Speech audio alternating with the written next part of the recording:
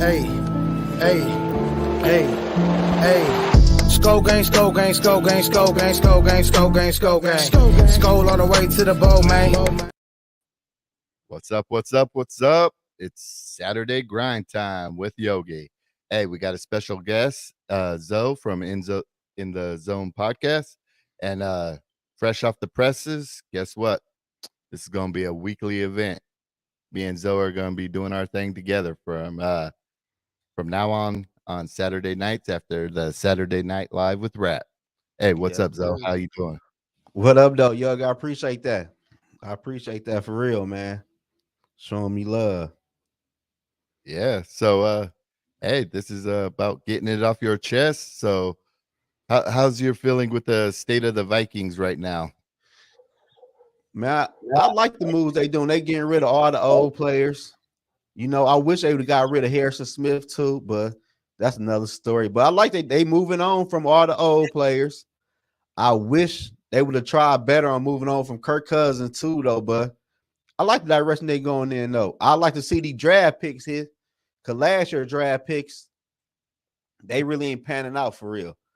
Last year draft picks is a big question marks.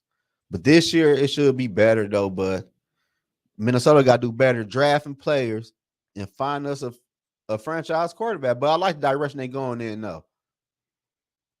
Nice. Hey, let's get some shout outs. We got Anthony Webb in the building. Davey Chains, I see you. About to have you jump on for any questions you got for Zoe. Bob, I want to mock. K Fizzle, my worthless opinion. K Fizzle again. So that kid. Rap's in the building. J-Rod. My boy Rap. All right. So welcome to the show, Davey. What questions you got for Zoe? Let's get it off your chest. I think it's a good question. I know a lot of people, there's this talk about tanking and stuff. Would you be okay? Just hear me out. Would you be okay with several, decent, maybe mediocre, subpar seasons in order for us to draft higher up instead of constantly drafting between 20 and 32 and getting hit or miss on these players here and just keep floundering in mediocrity just below the elite? Do you follow me? You know what I'm saying?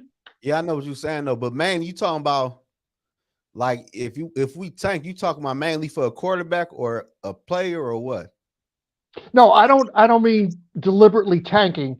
I'm just saying, would you accept, hey, say this upcoming season, these next two seasons don't turn out the way we want them to. But on the flip side, we end up drafting higher than 20, 22, 23. We maybe make it between like 10 and 15 or maybe even higher. Right. But I ain't going to lie to you. As a fan, I wouldn't want that. I'd be hard. I know. But my thing is, like, I'm going to just use this for example. Like, for the quarterback position, we can always move up, give away draft picks. But no matter who you draft, you just got to nail your draft pick. No matter if you draft in 1 or 32, you just got to hit your draft picks. Like, that's really the Minnesota Vikings got to learn how to draft for real, man. That's really what it comes down to. We got to learn how to draft and find us a true franchise quarterback. That's all we got to do for real. We need a quarterback. Like, if Minnesota had a mobile quarterback, they'd be way better than how Minnesota Vikings is right now. Yeah. We need a quarterback. Like, we just got to give away, like you said. I don't care we trade three future draft picks for a quarterback. Half of the first round draft picks don't pan out anyway. So who care about the first round draft pick? Yeah. Are there any quarterbacks that you've been looking in the 24 quarterback class that have? I made a video I think before the playoffs about Caleb Williams and the Oregon quarterback Bo Nix and what the other quarterback Drake May, I think from North Carolina. You hit to him? You don't like? I don't like it. No. Yeah, but I ain't gonna lie to you. I'm all in for Caleb Williams though, for real. Like, draft what you got to do to get Caleb Williams, man. Because to me, the Arizona Cardinals can't take him. Because who gonna draft? Because who gonna trade for Kyler Murray in that contract? Right. That contract is crazy. So who would trade for him though? In the stuff he showed y'all already, who would trade for him and give him the money he want? And he not that good. Like, so if we were to trade for a quarterback, people were talking about Trey Lance. I'm not on board with that. No.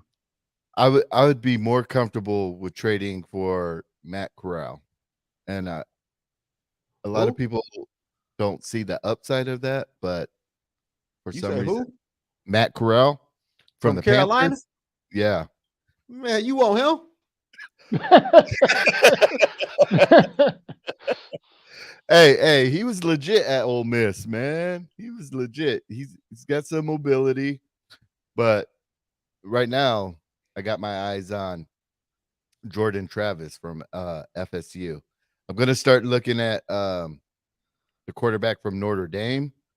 Can't recall the name right now. He was suggested, but I want to start watching some tape on him. But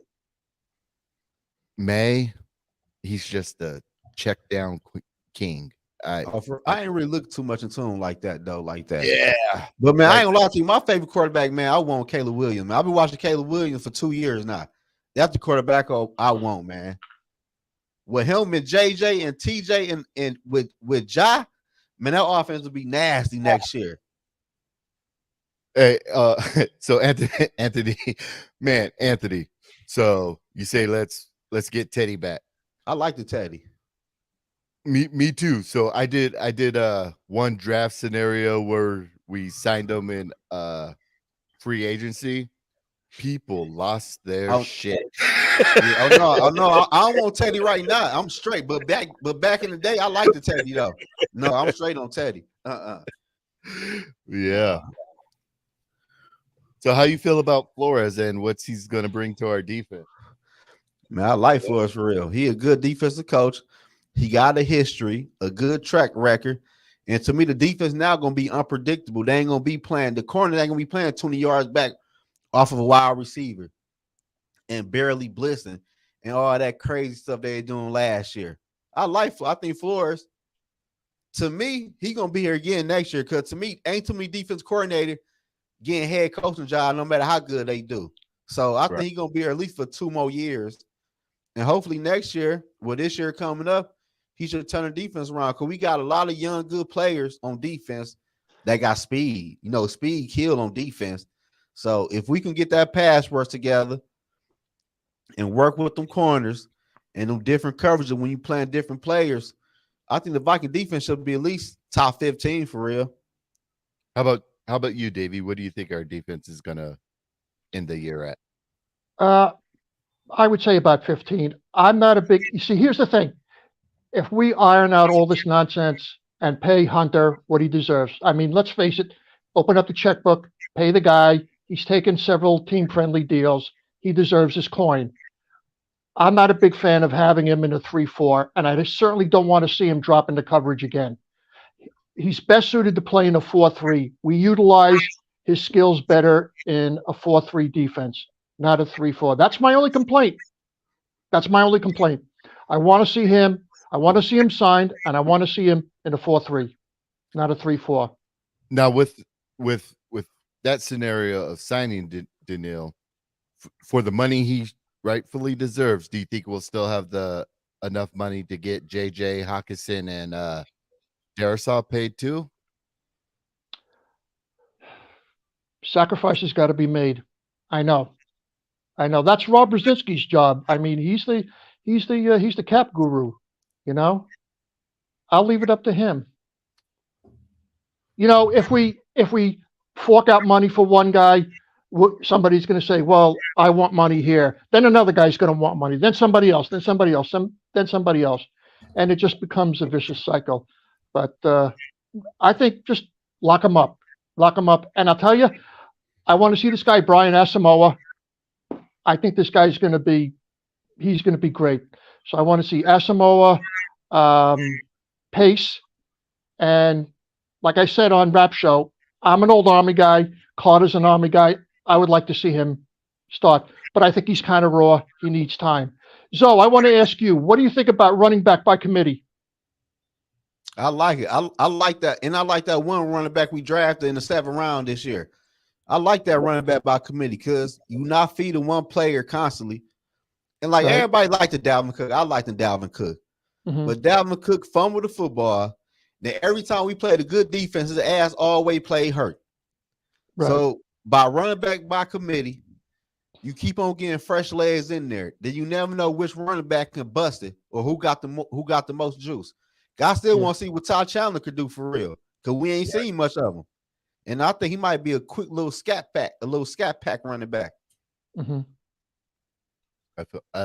I agree. I think running back, just the way the game is now, and it being a passing league, I'm starting to see more teams going to that running back committee, to where the value or the price tag of you could be a superstar running back, but now you're not going to be getting that super duper paycheck unless you have the catchability. So unless you're going out on that route tree catching passes too, that price tag is going way down. So when Dalvin's out there talking about $10 to $11 million per year, I really don't see him getting it. No, I really don't. He's gonna get about 6 or 7. That's more realistic. And I want to see Madison. I want to see a lot more of Madison. And I tell you, I like watching this guy run. He's not afraid of anybody. And when I think about Madison, I think about all those guys he's jumped over to make extra yards. To me, that's something I like. And he's not a lot. No, he does not fumble a lot. Exactly. So Anthony Webb asks, if Dalvin don't get picked up this season, think we pick him up on the cheap? Nah. At this point, I don't think Madison team. Beat him back. It Madison time now. So look, hey Yogi. Yeah. So do you want Minnesota Vikings to keep Danielle Hunter or trade him? So me personally, if he's not going to play, so they offered him more money this year just to make him happy, but didn't give him an extension, and he didn't want that. So if they're already on the lines of not extending him, I would say trade him and try to get value for him now. And the draft or the trade scenario I came up with in my head, because a lot of people think, a lot of fans are like, well, Danielle Hunter's great, a first and this. I realistically don't think we're going to get a first for him.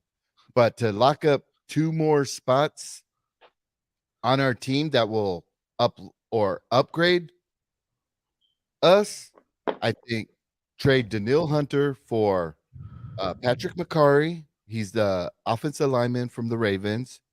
Patrick Queen, the linebacker, who I think will be an upgrade from Jordan Hicks, and 2 4th-round picks. I think that would be a good trade value, and grab someone like Yannick in free agency. He's not going to fill the shoes of Hunter, but he's going to get enough pressure and stuff to where we're not going all the way down to the bottom, if that makes sense. How about you? What do you think? I've been off for trade Danielle Hunter. I want to trade him for a third. I want to trade him for a 3rd-round draft pick, so we can have more draft pick to move up in the NFL draft for our quarterback this year. Get Danielle Hunter out of here. I don't want to give him no 3-year contract with no 70, 80 million guarantee. None of that. Get him out of here. I'm okay. I'm okay how the season playing out for the Minnesota Vikings this year, because I want us to find our true franchise quarterback, man. I'm not going to lie to you. So Danielle Hunter, I'll take a 3rd-round pick. I'm not crazy. You can't get no 1st-round pick for Danielle Hunter. Who would trade a 1st-round pick for him? Skull Mafia said, you tripping. Wow. I'm tripping on like who will give you for what? So y'all wanted to pay Daniil Hunter, pay TJ, pay JJ, pay Christian Darrisaw. Hey, what up, David? Welcome to the show, my man. Hey, What do you want to get off your chest? yeah, I mean, you guys are right on point with what you guys are bringing up. I mean, from a few questions back, to me, the quarterback I want that'll fall right in our lap is Shedeur Sanders. I want that quarterback. I want Dion's kid. He's a junior, so most juniors probably enter the draft. I would assume he'll be in it.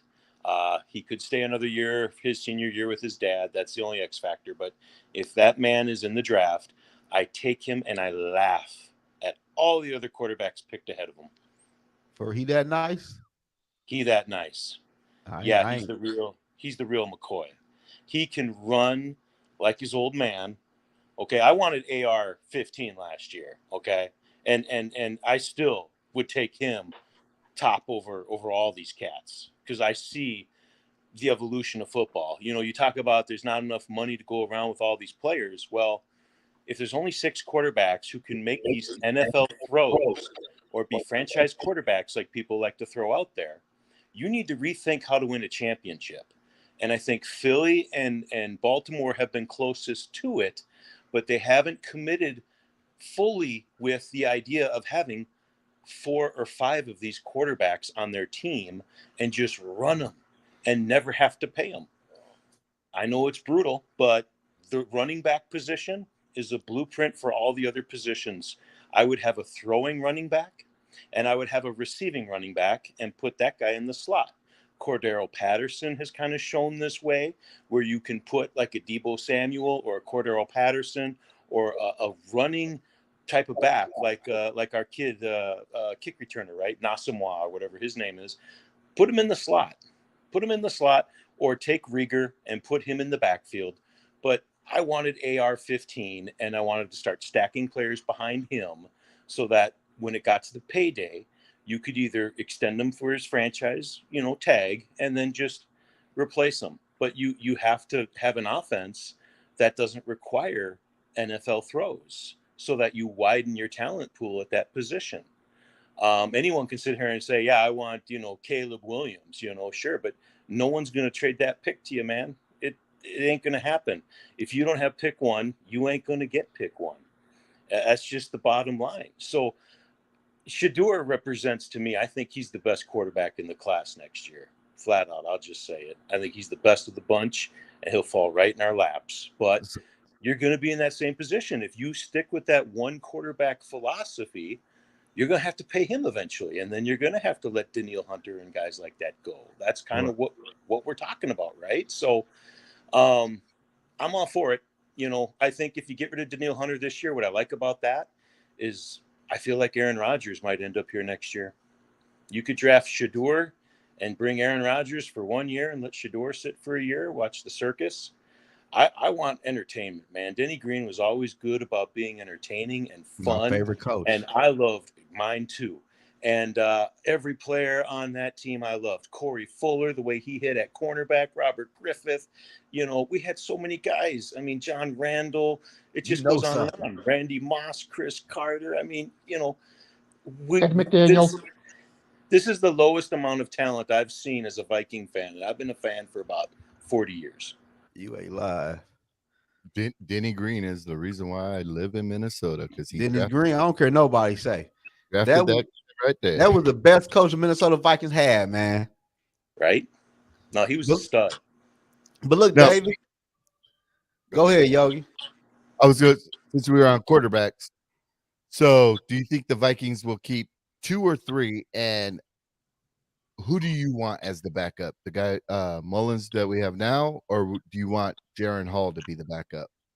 No, I would keep 3. I mean, especially if you're even remotely thinking about this radical idea I threw out in the beginning, which is let's have a disposable position at that position. Let's evolve. Let's show the league how winning is done. If you land a Caleb Williams, that can be a separate path for winning, right?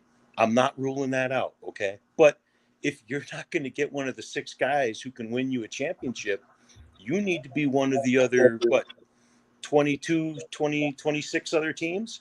You need to be not Kirk Cousins. You need to be, Lamar Jackson or Jalen Hurts, who you could have got for a 3rd round pick before last year, the start of last year. They didn't even want him.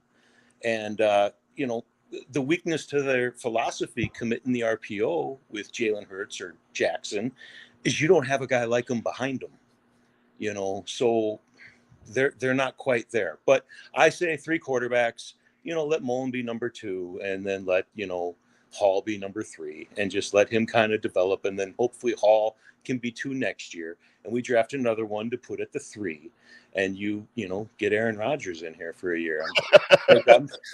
Rather than paying Kirk Cousins, Aaron Rodgers came out of the darkness and, he's a prima donna. The guy wanted that whole Jets thing fell like a lead balloon, man. He did not get the bang for his buck that he wanted.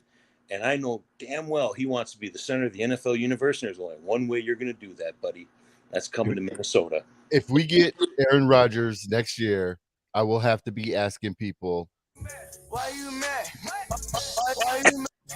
If anything, just watching those Packer fans melt again. It's just worth it. It's worth it. And hey, if he can sidestep a defensive tackle, something, Cousins can't do. Cousins thinks avoiding a defensive tackle is looking down and crouching. That ain't working, man. If Rodgers can still go 3 steps to his right, I want to see JJ catch a pass on a unscripted play. I've yet to see it. As good as JJ is, you ain't lying. When's the last time you seen that guy catch one on a quarterback running, all hell's breaking loose, and quarterback's pointing, go there, right. Throw one of those. You get one of those a game, right? So, I mean, I say you get Aaron Rodgers, you get Shedeur Sanders if he falls right in your lap. Let him sit for a year behind A-Raj with Hall as your number 2 next year. And then with every other pick, you go outside linebacker / safety freak who can play that opposite side of Lewis Seen or whoever you got at that joker spot. Or hell, get that Washington commie guy. Get that top 2, top 3 pick guy that they don't like. I like that. You know something, Dave. I ain't gonna lie to you. You know something for real. You know something. But hey, look though, David. The thing Sanders is better than Williams, though. You say he the best quarterback in the draft? I've been pretty good at this. I try to judge players in under 10 plays. Give me 10 plays. I just look for a dog. If I see the dog, I get it. That's what I want. And the last few quarterbacks that I've liked have always seem to be the 4th quarterback taken. I liked Allen. I liked the kid out of the Chargers. I don't like him. Justin Herbert. I love him.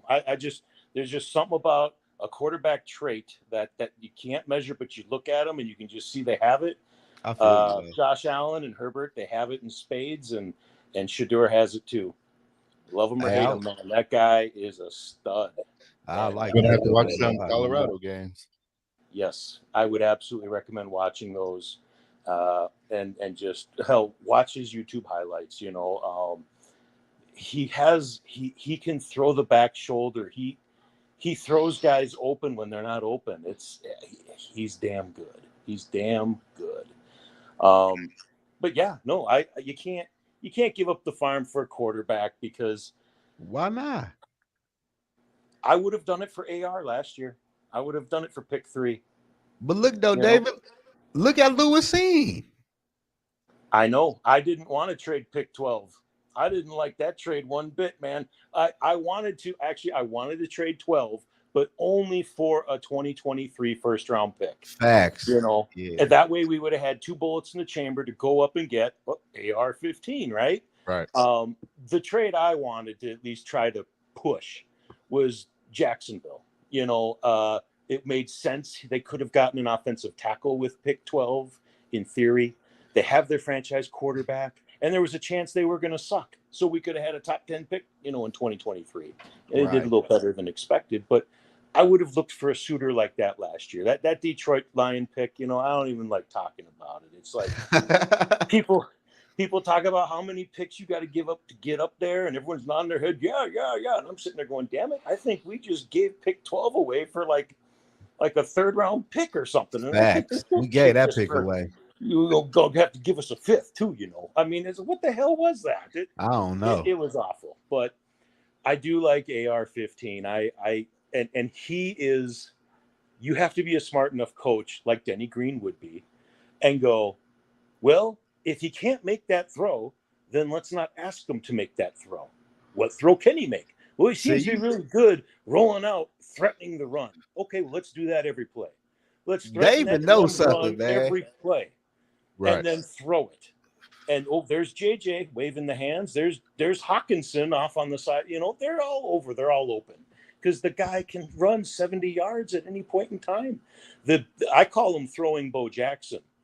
And when you have a chance to get a Bo Jackson, you get a Bo Jackson. To me, that's the holy trinity: Randy Moss, Bo Jackson, Deion Sanders. After those three, there's a big Grand Canyon with Tom Brady and Jerry Rice or whoever else you want to talk about. But those three are the real deal, and AR had the chance to be in that group. Hey, Davey Chains, what's your how you feel about the pickup of TJ Hawkinson? Since we were talking about he mentioned that. I like the pickup of him. That was our second round pick this year. And I think we got our tight end of the future.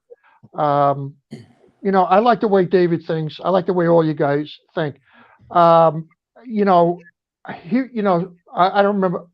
I forget who had mentioned it earlier about there's winning. There's two types of winning. There's winning games, and then there's winning championships. And I don't think this team has reached a level where we could. And I don't mean to badmouth the team. I know everybody thinks that I'm really down on the Vikings, but I'm really not. I mean, let me tell you, I watched four losing Super Bowls, and I used to get physically ill. But I think this team needs to learn how to win like champions. If that makes sense to you guys. Yeah. Now, do you guys think? So I've brought this up before. Do you think the Vikings ownership group is okay with being relevant? I mean, of course they want to win the Super Bowl, but to me personally, sometimes I feel like they're okay with being in that middle tier, being relevant, selling tickets, being in the news, making their money. And if we win a Super Bowl, great. But if we make the playoffs, division title, they're okay with that. How do you guys feel about that? Well, can I answer that? Yeah, yep. Go ahead. That me and Justin talk about this all the time, and that's a sensitive issue for me. I mean, and I don't understand why lifelong Giant fans who were season ticket holders for the New York Giants want to buy a Midwest football team. Now, getting back to your question about a Super Bowl, I think as long as there are asses in the seats and there's money in the till, that makes the Wolves happy. If they happen to win a Super Bowl just by chance, that's great. But to them, the big win is as long as there are asses in the seats, there's money in the till at the end of the season, they're okay with that. We got to remember, Mahomes was the fourth quarterback taken in his respective class, too. So this whole pie in the sky idea that you need the top quarterback in the draft to win, I call BS on that. In fact, I'd like to see how many number one overall pick quarterbacks won a Super Bowl. In fact, I would argue most quarterbacks that have won are probably later picks anyways. But with that aside, yeah, we can talk about the Wilfs' willingness to and how they want to win, but it goes deeper than that. This Viking franchise, this formula has existed long before the Wilfs ever took ownership. At least as a fan watching, we have always had 12 to 14 all-pro type players, everything but a quarterback. And when we were about ready to make a run, we would either get a rookie wide receiver and a veteran quarterback. And then that was when we knew that we were going to have a chance to make a run, And it works. We're one of the 5 winningest teams in the NFL, but out of those 10 teams up there that have virtually every Super Bowl, we're the only team that doesn't have one. Right. It's it's quite a feat, to be honest. But I do think we can get a little bit of both. Little Aaron Rodgers next year, Shedeur Sanders, so we can have the circus for 1 year. And let Shedeur, hell, maybe Dion will want to come up here and do some coaching too. Hey, Zoe, I got a question for Zoe. So if you were the GM for one day, what would be the first 3 moves you would make? As of today, yeah, I would trade Danielle Hunter for a draft pick. What else I do? Bring in another DN. I bring in another what Cleveland play? Left guard or right guard? He's a left guard. I bring in a left guard. Yep. And I bring in another left guard. Because the Minnesota Vikings offensive line ain't shit for real. Let's keep it for real. Our offensive line is horrible, man. I don't know what people like. I read something talking about Minnesota Viking offensive line ranked number 7 or number 6. I'm like, man, that's all cap.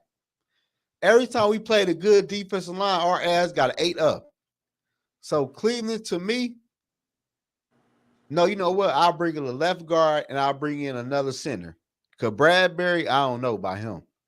Because our O-line not that good. We got 2 good players, and that's it. Mike Sports Vibe. Click the link. That's my guy. Yeah, type into Mike Sports. But we need to fix our offensive line for real, man. Like, everybody know about the Kirk Cousins. I don't want to talk about that, but our offensive line, man, got to get fixed. Like, we cannot block no top defensive line at all. Right. So that's how I know the Minnesota Vikings really ain't gonna go nowhere this year. People said we could win. Minnesota ain't win on damn Super Bowl with that damn offensive line. The Eagles have got better on defensive line, and San Fran still San Fran. And I don't know nobody. And the Cowboys, like that 3 people right there. Like the Minnesota Vikings offensive line is horrible. I don't know how they replace people already.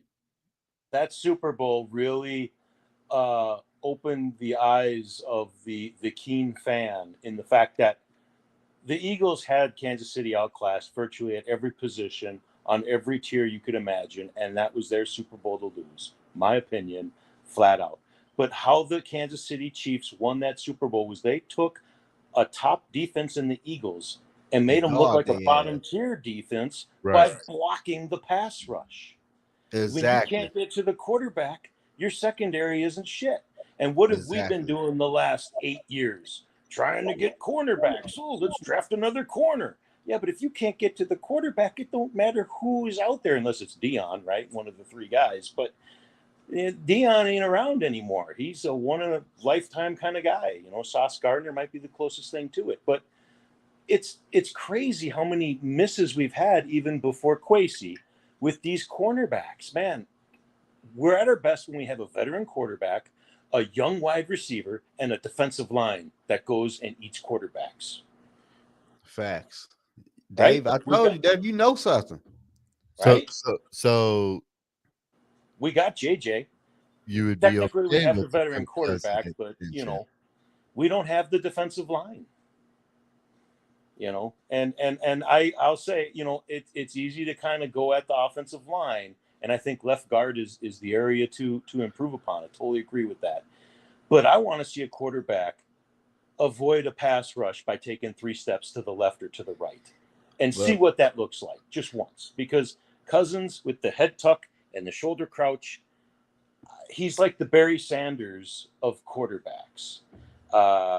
He's not as overrated as Barry, and I'm going off the reservation here, but keep with me. Barry would lead the league in rushes for loss every year. And what does that do on 1st and 2nd down when it becomes 2nd and 15 or 3rd and 10? It kills your drives. So if Barry's running for a loss of 5, but he could run for 50 at any point, right? Well, but if Kirk is taking a sack for a loss of 5 and it's 2nd and 15 or 3rd and 10, you're in the same boat. you're going 2 full quarters without scoring a touchdown or kicking a field goal, or your kicker can't make the goddamn thing. Take your pick. No wonder your defense is subpar. It's about time of possession. And when Barry retired, you know what the Lions did the very next year? They made the MF in playoffs. They did. They did. I ain't know that. Davey, you know something, man. You know, I'm telling Yogi, you know something when you're talking to football talk, man. You know something. I try to come at it from a different angle. I'm left-handed, so I'm going to be a little bit off. But I like Barry. Don't get it twisted. But when your first move is to stop as a running back, I don't want you on my team. That ain't the running back I want. I want a running back that's going to hit the hole and get me 3. And if the block is right, then you can get me the big run. But when you're losing 5, that's not going to work for me, man. And Cousins, he's the Ron Burgundy of football, and he's the Barry Sanders. He's going to lose you 5 with a sack. He's always a top 5 sacked guy. Blame the line, I suppose, but get the hell out of the way, man. It's not defensive end sacking you. It's the fucking 400-pound tackle eating you up, man. Get the hell out of there. So what I'm going to need from you, David, is to look up Makari, the offensive lineman from the Ravens. Yep. And let me know if I'm just looking in the clouds, or if you think he would be an upgrade from Cleveland. So anybody is an upgrade. And I would really want to.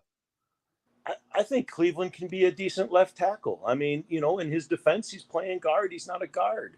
And that's a selling point. If there's a tackle needy team out there, look at Oli Udoh. How bad did he look at guard? He looked pretty good at right tackle, though. He actually looked pretty good the last few games when he played, when he was called to duty. He came through for us. And I'm not a big Udoh guy. We're about to have Mike's Sports Vibes. Come vibe with us. Here we go. What's good? What's up, Mike? How y'all doing? Doing good. How you doing, Mike? tonight? What's the deal? Man, I'm excited to talk to y'all. What's up, Yogi? What's up, Zoe? What's up, David? What's going on, y'all? Hey. Yo. How you feeling? Yeah.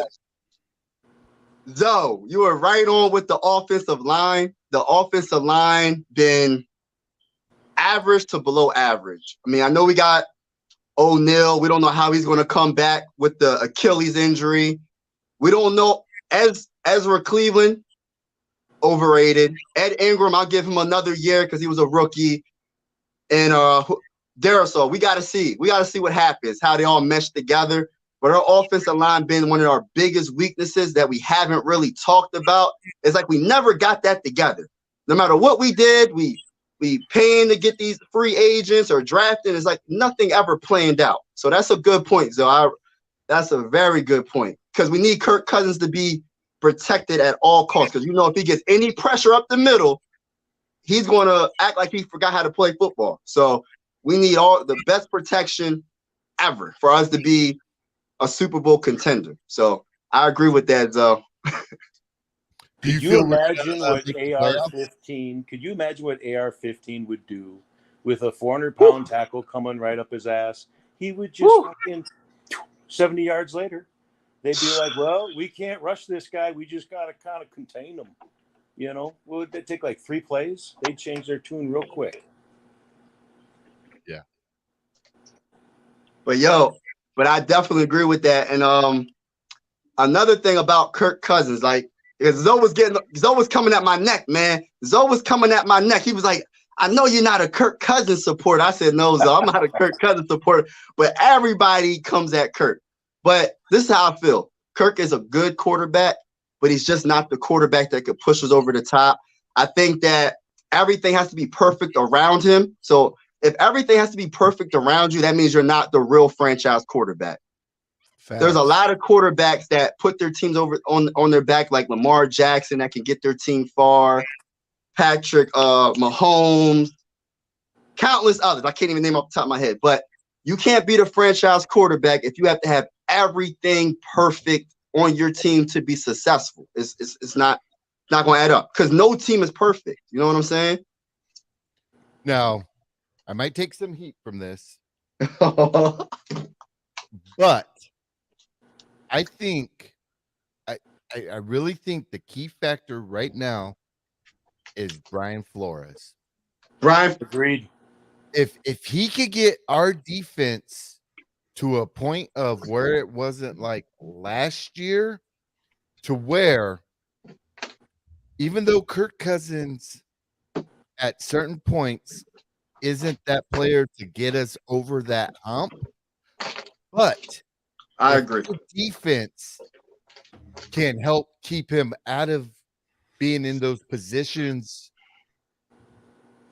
If our defense can keep him from being put in those positions to be Good point. that guy, I think will make the world a difference. Because, I mean, people are talking about Kirk Cousins being on a team like the 49ers to where he would get the 49ers over that hump. I'm telling you right now. I disagree. A part of me wants that Lance trade with Kirk, months ago. I want that because Right. come playoff time, if we were facing Kirk in the playoffs with Trey Lance, you think that's a slam dunk that San Fran's going to win that game? Kirk with those eyes. He's going to get those big eyes. We've seen it. And he's in the 49er uniform. And Trey Lance is on our team. And some blubbering tackle comes up the middle. And Lance goes, I better get out of the way. I better get the hell out of here. You're going to tell me that San Fran's going to roll up on us? I think Kirk might give us 10 points in that game. He's going to fumble. He's going to get picked. He's going to do some Kirko thing. Right. I would love to see Right, it. right. I would love to see it. It would be great. And if we lose, then great. Okay, great, Kirk. Hey, you go to the Super Bowl, you lose it. You get to the championship, you lose. Hey, that's great. I can root for you. That's fine. But I would love to see us face Kirk this year in San Fran. I would love it. Oh, That's man. what's up. That's what's up. I don't think he gets him over the hump. Me neither. Kirk is not that guy, man. Talk that talk, Zoe. Talk that talk, man. That's Great. He not. I don't know why the Minnesota Vikings went out and got Kirk Cousins. Like, talk, Zoe. Talk, Zoe. I don't know, man. And on the flip side, I think Trey Lance would be like, holy shit, who is this JJ guy? I kind of like throwing to him. And TJ. And John. And Jordan Addison. Yeah. Now, so Trey Lance, I got to see in person him throw some bombs to my nephew at North Dakota State University. How'd it look? Amazing. Amazing. I think this is how I feel about Kirk. I feel like if he goes, because everybody thinks the 49ers are like the perfect team for them. Kirk will be the perfect quarterback to put him over the top. I just feel like he's going to make that play. That you're going to be like, that's the same old Kirk. He's going to get you to the very end of the game. You're probably going to be winning. He's going to throw that interception for a pick six, or it's going to be something dramatic. You know what I mean? That is going to end the season. I just don't have faith in him. And I don't know why we're wasting all this time. I understand the coach didn't believe in any of the quarterbacks in this last draft. But if we don't win the Super Bowl this year in 2024, we better trade up to the first, second, or third pick to get our franchise quarterback. They have to, bro. They have to win a Super Bowl. If Kirk Cousins doesn't win the Super Bowl, yeah, you're talking about that. Yeah, because I'm tired of Kirk, man, and I know we ain't. I don't want to say we ain't gonna win. I'm gonna be positive. That's my quarterback until otherwise. That's my quarterback. You know what I'm saying? That's my quarterback. But if he don't win, we gotta get our franchise. The last franchise quarterback we had was Teddy Bridgewater. If you want to consider that a franchise, Teddy. I say Cole. I mean, we going all of that. Exactly. That's my point. And everybody wants to save all these first-round picks, but we all know first-round picks don't always plan out. You can have 1 million first-round picks. You know what I'm saying? It's not a guarantee to hold on all these first-round picks. We got to take some chances. Like I always say, scared money don't make no money. You got to go up and move in the draft. You got to go up and take a chance and see what happens. So David brought up Colorado quarterback. What's your take on him? Colorado. What's his name? I'm trying to think. What's his name again? Deion's son.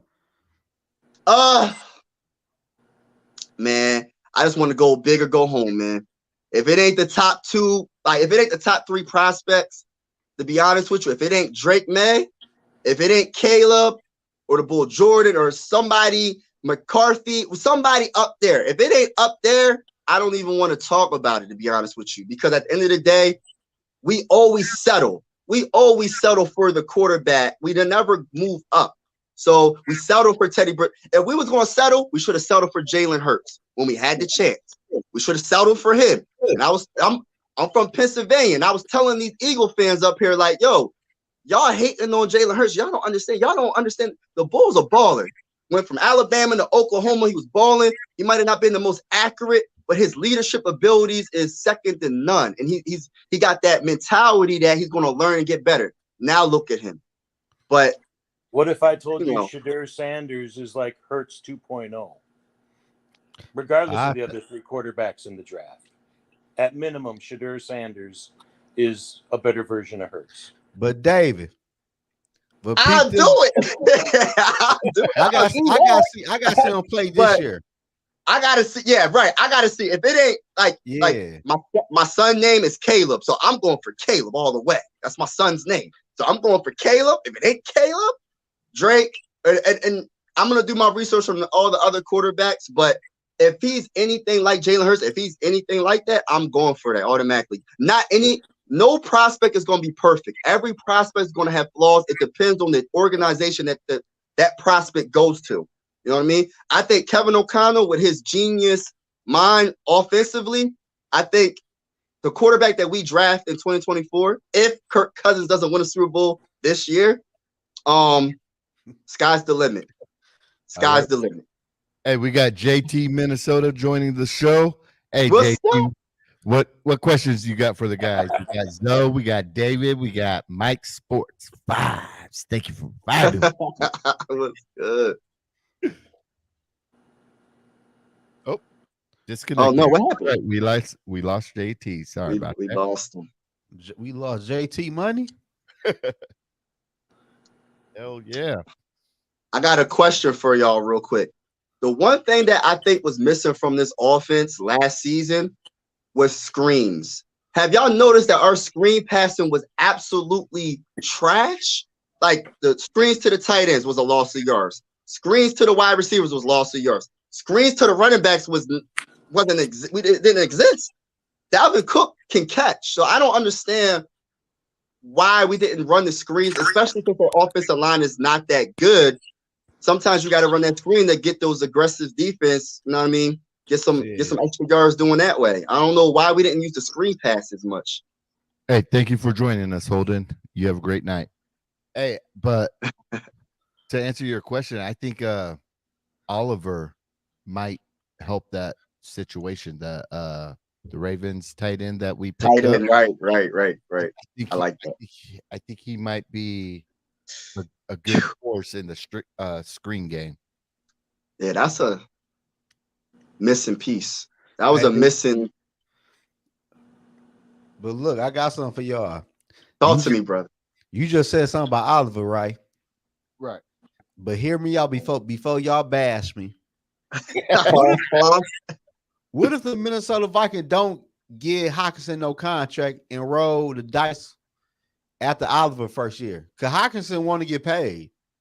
What if we trade Hockenson after this year? So what if Josh Oliver performed here in Minnesota? You know, last year in Baltimore, they really ain't throwing the ball like that. What if he can't catch and run like TJ and a better blocker? Anyway, cheaper than TJ. Okay, I get that's something to think about. TJ ain't got no contract yet. Right.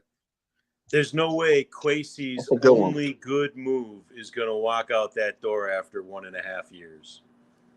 And I don't doubt that maybe some of these picks will be a good move down the road. But right now, as it stands right now, Kwesi's only good move has been TJ. Talk that talk. Right. Facts. Right. I'm saying, what if Josh come out and be that boy though.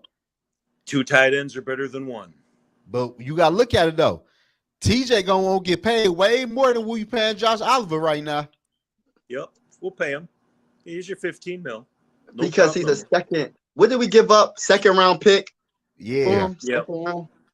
I don't know. That's gonna be tough for him to, like my boy David said. That's like the only good move he made, to be honest with you. So if he lets him go, that 2nd round pick's a waste. It's just, I don't know. Unless they can get another 2nd round pick for him or higher, maybe a 1st. If they can do that, okay. By all means, do what you gotta do. But if you getting like a 4th or a 3rd, nah, I can't see him passing up on doing that's that. what it feels like they're doing with Hunter. You know, I think the book is out right now that you can push Kwesi around a bit. I don't know that I agree with it, but you know, when you watch Detroit take us like they did with that pick 12, yeah, I'm offering a 4th round pick for Hunter too, and then see what Kwesi does. Man, if that happens, fire him. Fire him. Fire him now. I don't fire think him now.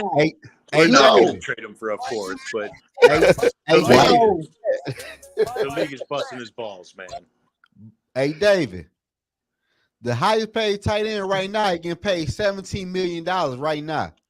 Yep. And under him, he getting paid $15 million. So There what you would go. TJ ask for? About 15. You think so? Yep. I don't think he wants to go anywhere else. He's 2.5 hours away from his home in Iowa. He looks like the damn logo, man. I mean, that's TJ Hawkinson. He may as well just bleach blonde his stuff and get it all cleaned up and just go full Viking logo. You know? Damn, okay, Dave, you say that though. So let's say we pay TJ 17 or 15 mil. We still paying Josh Oliver a nice contract for the next 2 years. Yep. You gonna have all the money tied up in tight ends. Then you gotta pay JJ some money. Yep. Ooh, that's a big contract. And You know what I'm saying? Like, Yep. Ooh. Yep. That's what we have to get a We quarter. got all that money. We got all that covered. No problemo. But what you're really saying, what you're really getting at here is we got to take whatever the hell the league's going to give us for Hunter. That's what you just said. And I think Zoe was talking earlier in the stream. He was talking about the thing we need to do, and he had made a great point. We need to draft better. Like, and I'm not just talking about the 1st round picks, the 2nd round. I'm talking about the later picks, like the 3rd to 7th round pick. Because that's how, like, if you're paying your big guys all this money, you ain't gonna be able to pay too many people that much money, right? So you have to be able to find the diamond in the rough. You have to be able to find those players that you least suspect to be like. What round was Stephon Diggs drafted in? Diggs was drafted in the 4th, the 5th, 5th, something like that. right? That's what I mean. You got to find those players like that, man. And we got to do better. We have to do better. That's the only way we're going to be able to pay Justin Jefferson all this money. Yep. Pay Kirk Cousins to another 5-year extension. No. Pay. No, hell No, no. no. Kirk Cousins? No. I'm joking. There is no Kirkle plan here, man. No, this Kirk There last is year. No more Kirkle plan. Look, Yeah, like hell I said, no. bring A-Rod in here for 1 year and let the Packers melt for a year. I'd Did rather Kirk do last that year. than go with Kirk. I hope you're right, y'all. Everybody, I hope y'all right, because I got a bad feeling they're gonna end up extending this guy. I don't know why. I got this feeling.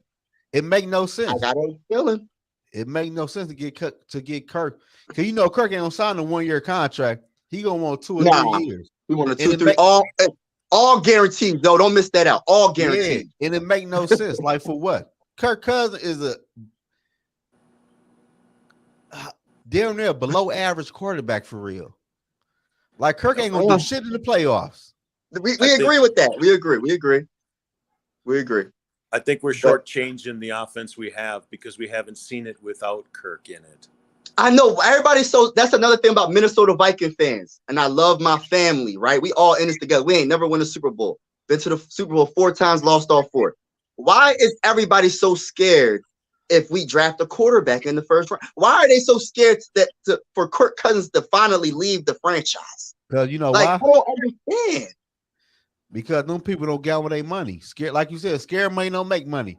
And them people don't gamble their money. Kirk Cousins ain't doing shit for Minnesota.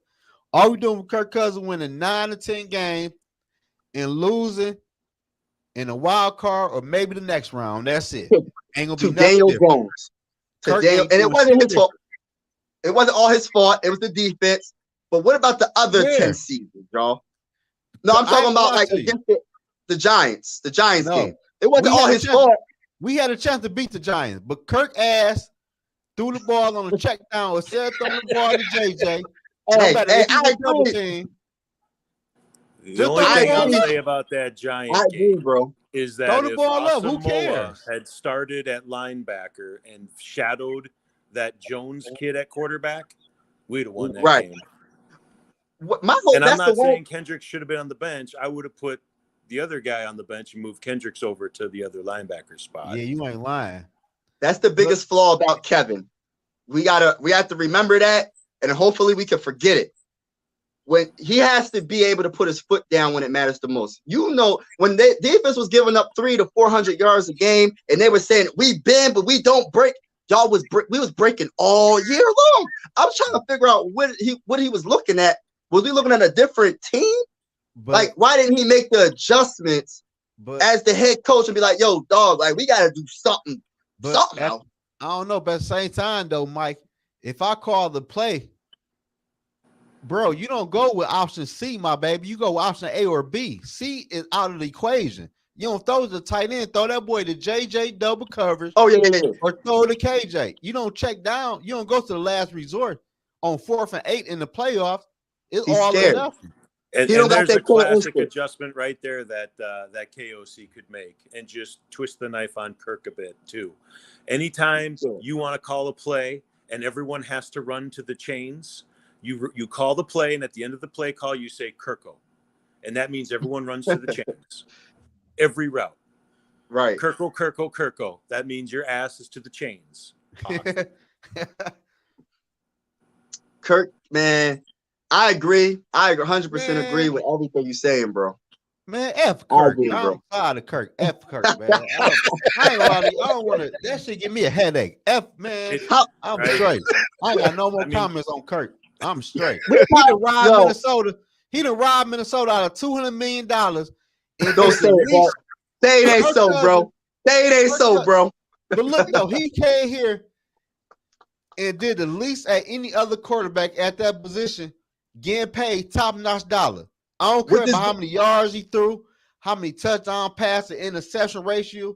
When it mattered the most, his ass folded like a 7-round quarterback in the playoffs. And he only been in the playoffs only like 2 or 3 times in Minnesota. So I'm straight on Kirk. He only won the division one time anyway. I'm straight on Kirk. I don't got nothing to say about Kirk no more, honestly, though. I'm straight. With Kirk Cousins this year, he got to go. The Vikings, all my fans, I love Minnesota. But Minnesota Vikings will not win on down Super Bowl with Kirk Cousins. We're going to make the playoff and lose in the wild card weekend, man. That's what it is. Damn. It's the truth. What did Griffin say? What did Griffin say? I know people coming at Griffin because he had the mental stuff going on. But what did Griffin say? What Zimmer said? Kirk Cousins. What did he say, though? I forgot. He said Kirk his ass. He said Kirk was ass. Why you think Stephon Diggs left? Case Keenum was. I'm not trying to say Case Keenum was better than Kirk, but I think Case Keenum for this particular team was better. He was better for us, man. He would have threw that ball.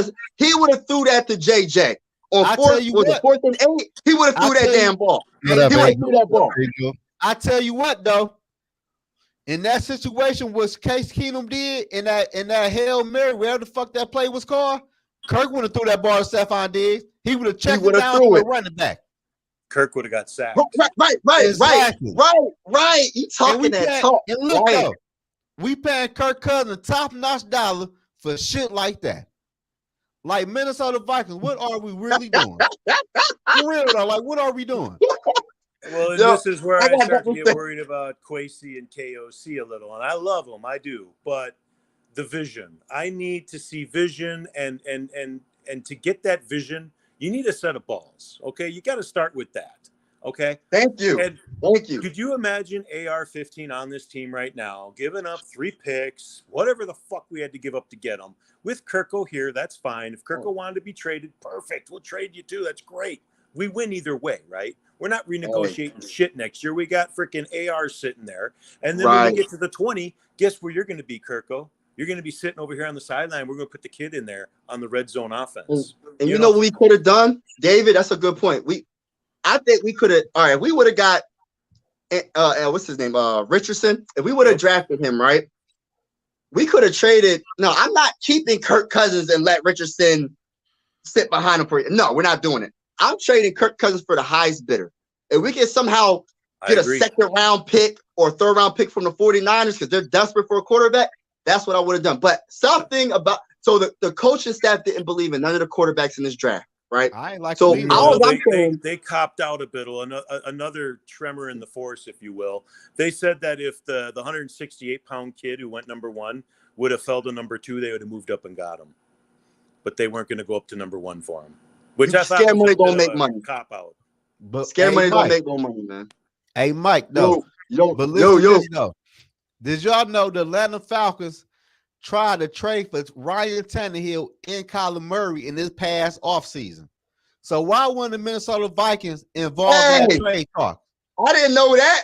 Okay, we could have got. That's what my point is. I made a video about that. They try to get one of them quarterbacks. So I'm like, why haven't Minnesota call Atlanta and try to give them Kirk Cousins? They try to get who again? Huh? They try to trade for who? Who did they try to trade for? Ryan Tannehill and Kyler Murray. All right, so Kyler Murray, I put Kyler Murray above Kirk. I know Kirk is better than Ryan Tannehill. He's better than Ryan, but I don't know about Kyler. Ryan Tannehill is trash. Yeah, Ryan. Yeah. But I'm saying though, why Minnesota wasn't in trade talks with them? Like, this Kirk shit is over with. Go get your guy, man. If we don't win the Super Bowl, we better go. We not winning Super Bowl, bro. I know, but we better trade up in the 2024 draft. And if D Hunt goes, if D Hunt is traded, it better be a set. I know you said Zoe-N the first, but the Minnesota Vikings right now cannot beat the Cowboys. For damn sure can't beat the Eagles. They can't. No. The Cowboys beat their ass up front, and we ain't fixed the offensive line. But guess what? Our secret. Hold on, Zoe. Our secret weapon is who? Who did we get in the offseason?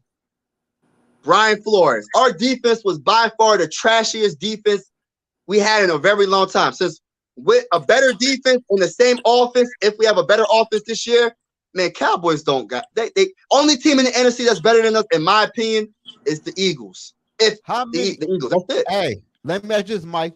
How many sacks did they have that game? And how many negative plays the Minnesota Vikings had in that game? You forgot JJ only had like 10 receiving yards. Yeah, we got it behind us, man. We couldn't do shit on offense. I'm not talking about defense. It was bad field position. Every time you got the ball, they field goal range. I got an excuse for that. I got an excuse. It was Kevin O'Connell's first season as a head coach. Well, there's and guess what? And guess what? I got something for that. It was that damn offensive line. They're gonna roll out next year and gonna get rolled up again this year. Well, who's our center again? Keep in mind, Dallas has the best pass rusher in the NFL in Micah Parsons, okay? Exactly. And in that game, Darisaw played like 2 plays and then had another concussion and got pulled out of that game, and that was all he wrote. That's another concern. Concussions. Yo, our offensive line might really crumble. Like, yeah, that's football. Our offensive line. That's football. That's football. And Quincy drafted a cornerback who gets concussed. How you that's the trenches, baby. I don't cornerback. know. I don't know. Defensive line never made a tackle in his whole life. Were you getting concussed? Who's their defensive tackle? What kind of game are you playing out there, Caleb? Yeah, I know, right? 3 concussions at corner. I know. I don't know, man. Like, y'all got me thinking. Like, all right, the trenches is where you win Super Bowls, in my opinion, right? Exactly. Our offensive line is trash. Yep. Our defensive line, we don't know what it's going to be this year under Brian Flores. But if we lose D Hunt, I'm sorry, our defensive line is going to be. I don't know, man. I don't know. But I like that boy Brian though. Oh, Murphy. No, Brian. David, you said his name. What's his name? A mower? Okay. Asamo. Okay. Yeah, I like him. I'm talking about our D line though. I'm talking about our defensive tackle. You can move him in, but Hunter, man, I'm not too worried about. I'm worried about the offense. Where the bread and butter is. The bread and butter is the offense, and the offense line is horrible. And they rolling the same damn offense line out this year they rolled out last year. They're gonna get eat up again when they play the 49ers, the Cowboys, and the Eagles. If you can't beat those three teams, you're not going nowhere. And they probably can't beat Seattle. I think our best play is to trade Danielle Hunter and Ezra Cleveland to a team that has a really good left guard and it needs an offensive tackle. And we get that left guard in there to complete that offensive line. And Flores, the genius of Flores is that he doesn't need a specific pass rusher. He generates a pass rush through his schemes. His fourth guy is any of 8 people on the line. And the offense don't know which one it is. And that guy's usually going to be going unblocked, right? So if you're unblocked going at a quarterback, just about any one of these guys should be able to make that play, right? So he doesn't necessarily need the pass rusher, though I would say, hey, we can draft one and right that wrong. But if we ain't paying Hunter what he wants and we're not getting any compensation for this guy, Kwesi, you got to find a way to get the left guard. Get a left guard in here and just get this thing done so we have some A-Raj money next year and we draft Shadur Sanders with our first-round pick, who we won't have to move up for. He'll be the 4th quarterback picked, and the last few 4th quarterbacks have turned out pretty good. Patrick Mahomes being one of them. I don't care who. I mean, I care who we draft, but we better draft a quarterback in the top. It better be a top 4 pick. So it better be the 4th quarterback taken at least in this upcoming draft. We better not settle. Man. We can't. I think Shadur's the best one in the class. I'm gonna have to look him up, man. You got him above Caleb and Drake. Caleb Williams. He's the best. That's it. I gotta look him up. I gotta look. He doesn't play to that level. I hope he. I seen him play last year at that one school they played at though, but you know the competition was different. I don't know. I gotta see that. Well, I ain't gonna lie to y'all. The Minnesota Vikings, man, gotta fix that damn offensive line, man. For real. That offense, that offensive line is horrible, man. I ain't gonna lie to y'all. Did Dalton Risner get picked up? Who? Nope. He's still out there. He's still out there, and we ain't get him yet. What in the world is going on, yo? What is going on? No. Man, all my family friends telling me the Lions gonna win the NFC North. Nope. No. It's the Vikings, baby. They telling me the Vikings. Our defense line gonna eat your offensive line up. No, they botched those first 2 picks in the draft. They had a good draft. And I like that. I like that running back pick though. Right? Yeah, but you could have taken him at pick 22. What are you taking him way up at 12? You know, they would. We done just said it earlier. It's O-line, D-line, right? That's where you win. The trenches, baby. Pass rusher to complement. But Detroit got a top offensive line. They do have a good line. You know, I'm just rolling with the flow right now. You ain't the only one, Yogi. They drafted a running back with their first. Hey, the only one, Yogi. Hey, White Nation, baby. You know. That's what's up. But I agree. I think the offensive line is a weakness that we don't talk about as much. I ain't gonna lie to y'all. On my channel, I keep it real. I'm gonna keep it real. I'm on Yogi brought me on his channel. Talk that talk. I'm gonna keep it real with y'all. I got no faith in the Minnesota Vikings winning a playoff game. I gotta win the division though. Yeah. They not gonna win no playoff game with that damn offensive line, man. I ain't gonna lie to y'all. Their offensive line is horrible. And we got rid of Cook. And that offensive line just like Cleveland. Then what happened? What happened if 2 offensive line get injured? What happened after that? If 2 offensive linemen get injured, we screwed.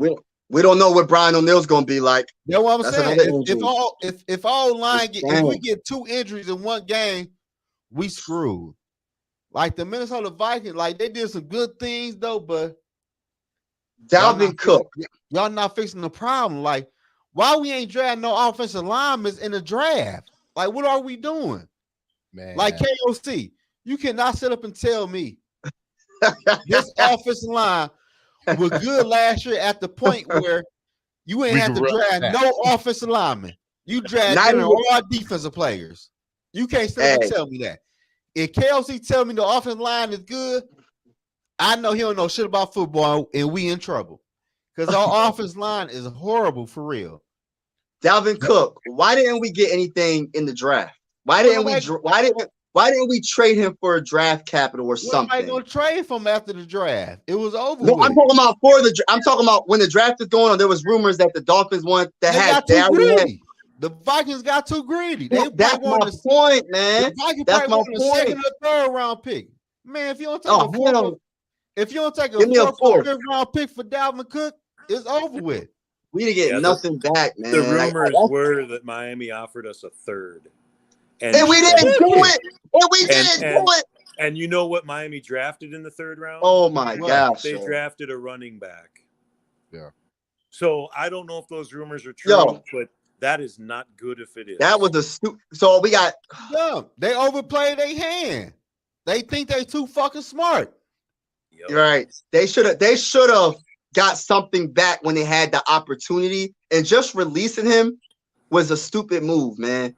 They should have traded him when they had the opportunity with the Dolphins. The Dolphins were desperate. Take what you can get. Hey, you ain't Mike, gonna get nothing for him. Take what you can get. Hey, Mike, I'm at this point. Like Dalvin Cook, take what you can get.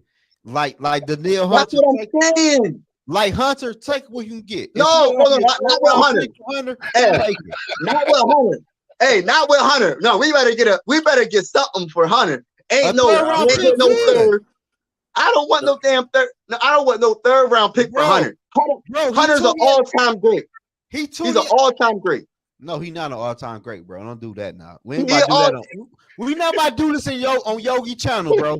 He's not an all-time great. If he keeps up the rate that he's gonna be an all-time. Well, he got hurt that 1 year. But he got 71 sacks. How many sacks? He broke the record. He had like 50 sacks in like how many games or something? He was the fastest to 50 sacks. Yeah, he's a good player, bro. Back in the day, but he's 28 now. He's not 25. He had 10.5 sacks. Hold on. We're not going to disrespect Hunter, right? 10.5 sacks with a trash defense, bro. It's good. Had him playing line. Yeah, that's good. So how is he not? So why would you trade him for a third or a fourth? He's a first round pick or second. At least a second round pick. You know why, Mike? You know why? You only good with somebody gonna offer for your ass. Right. It was answered earlier today. That's true. You only ain't nobody go. I'd love to get a first round pick for Hunter, but you gotta look at this. He's 28 years old. He can only pay so many people. An injury history, and he want to get paid. That's injury history. Top-notch dollar. So take a third round pick. I don't know, man. What difference do it make? Take a third round pick. I don't want to pay her no $20 million for 2 years, 3 years. I don't want to do that. Man, I don't know. I'm a little iffy about the Daniel Hunter. Cause look though, Mike. Right now, if you look at the Minnesota Viking defense, who is our top defensive tackle? Shit. We don't have one. We don't have one. So look, so why would we pay Danielle Hunter $20 million a year and we don't have a true deep tackle right now? No, that's a good point because then we have to pay all these other players. We got to pay Darius, so we got to pay JJ. So that's a good point. That's a good point. So if we're going to trade him, they better trade him before the season starts. Exactly. Because if he gets hurt, then we lost all value. You know what I'm saying? Yeah. So I agree, but for how good he was, because he was a beast. When he was healthy, he was a beast. There was two straight seasons where he had 14, 15 sacks. Hey, guess what, Mike? And that key verb you said was. Wow. How good he was. We talking about now. He's 28 years old, coming off an injury, and he want to get paid top-notch dollars. Take a third-round pick. Who cares? Who cares? Would you Came really off injury. would you really cry over a 3rd round pick though, Mike? Let's keep it for real. Give me all right. Let me say this. I want a 3rd round pick and give me 2 5th round picks. Add 2 5th round, make it sexier. Give me 2 later picks. I'll take that and I'll be okay. But I look at it, and I agree though, because I don't know what this defense is going to look like, and we can't pay Kirk Cousins. We can't pay him. We're going to end up paying Durrell. So if he can not get the concussions, if he gets a lot of concussions, I don't know. We'll see what happens with that. Who else? TJ. TJ. Fine. He had one concussion. But I look, think though, Mika Mike Parsons handed him his ass for 2 plays and went, my head. I gotta take it. I bet his head was hurting that week. It was. See, hey, David, that's my problem. The Minnesota Vikings, man, is soft, bro. Because Dalvin Cook did the same shit when he was a Minnesota Vikings, man. When they played against good teams, they play like scrubs. They act like they play ball.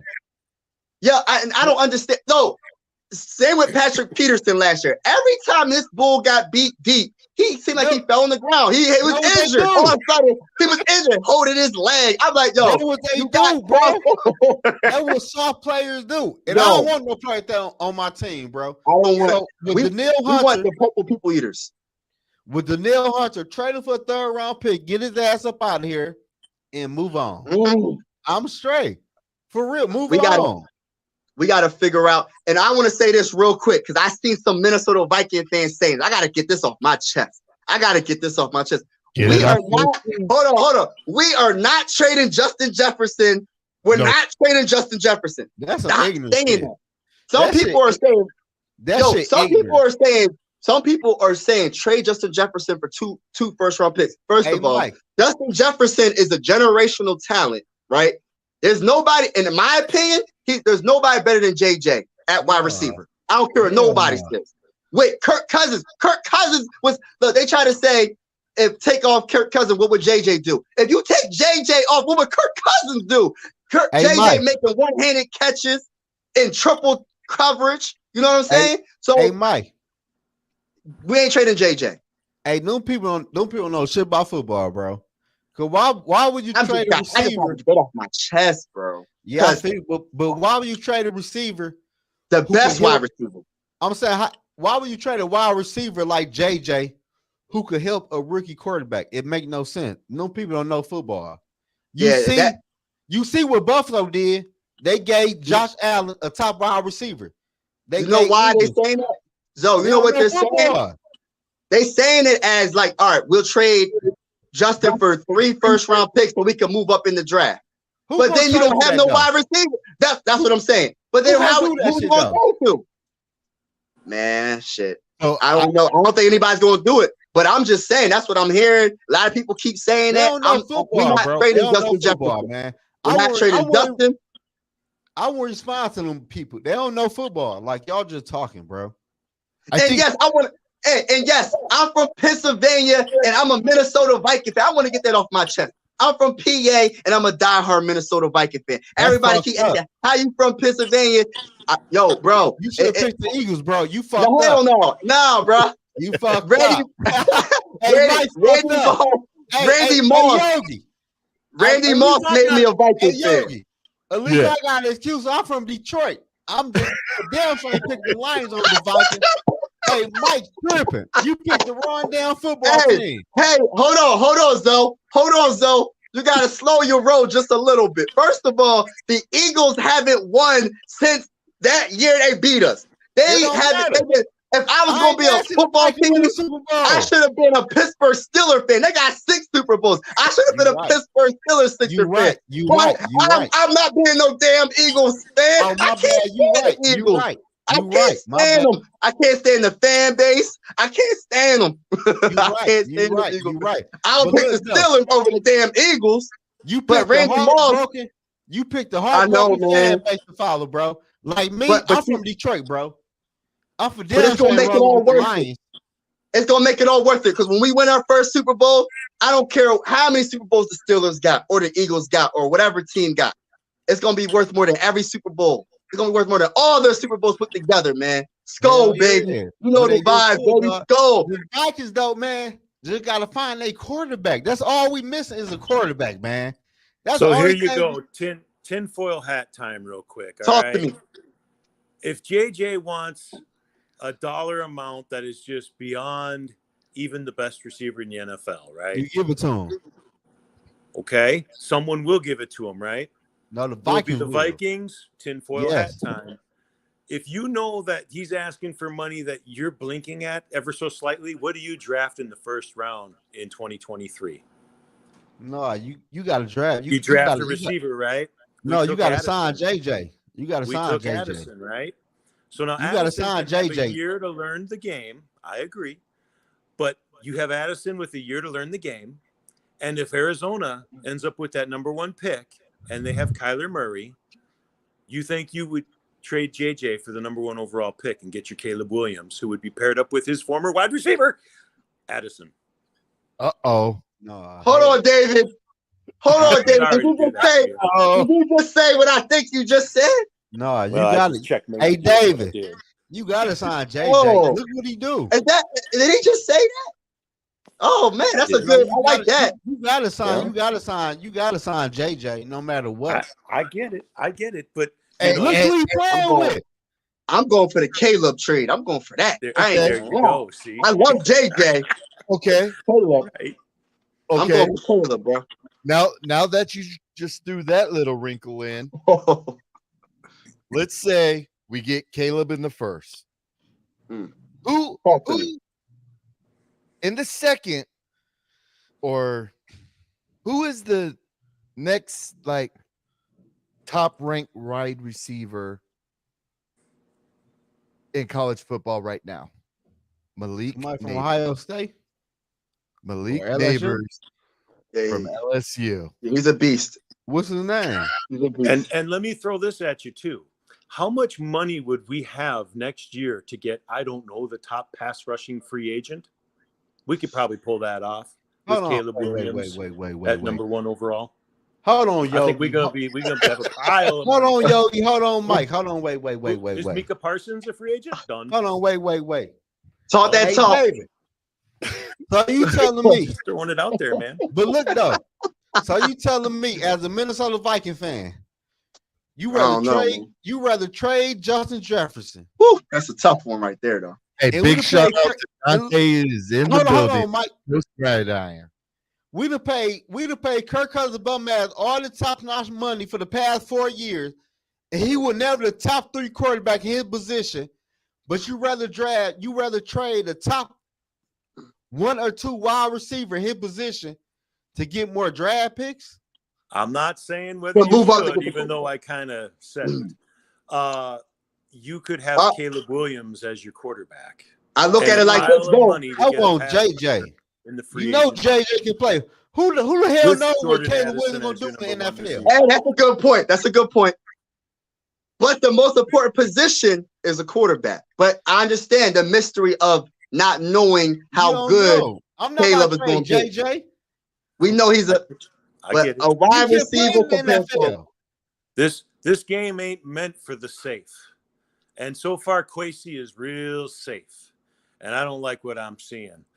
He don't want to take no risk. JJ, big ball hanging moves out there. Hold on 1 second. I gotta go. Y'all can talk though. Hold on 1 second. If I am playing a money ball game, I am going to spend my money on 2 defensive outside edge pass rushers, 2 offensive tackles, which we already have, by the way, and 1 receiver maybe, and either a quarterback or you turn that quarterback into a disposable position as well by revamping the philosophy to full RPO. That's what Tebow revealed to me. When Tebow was out there winning, he was throwing for quality, not quantity. You know, when you throw 30, 40 passes, there's an adage out there that says only 3 things can happen when you throw the ball, and 2 of them are bad.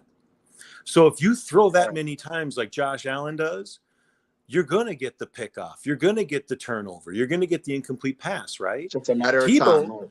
Tebow, his dumbass would go 9 for 20. Pass. But 3 of his 9 completions would be touchdowns because there was no one covering the guy because they were all scared to death of Tebow running for 8 yards at a pop.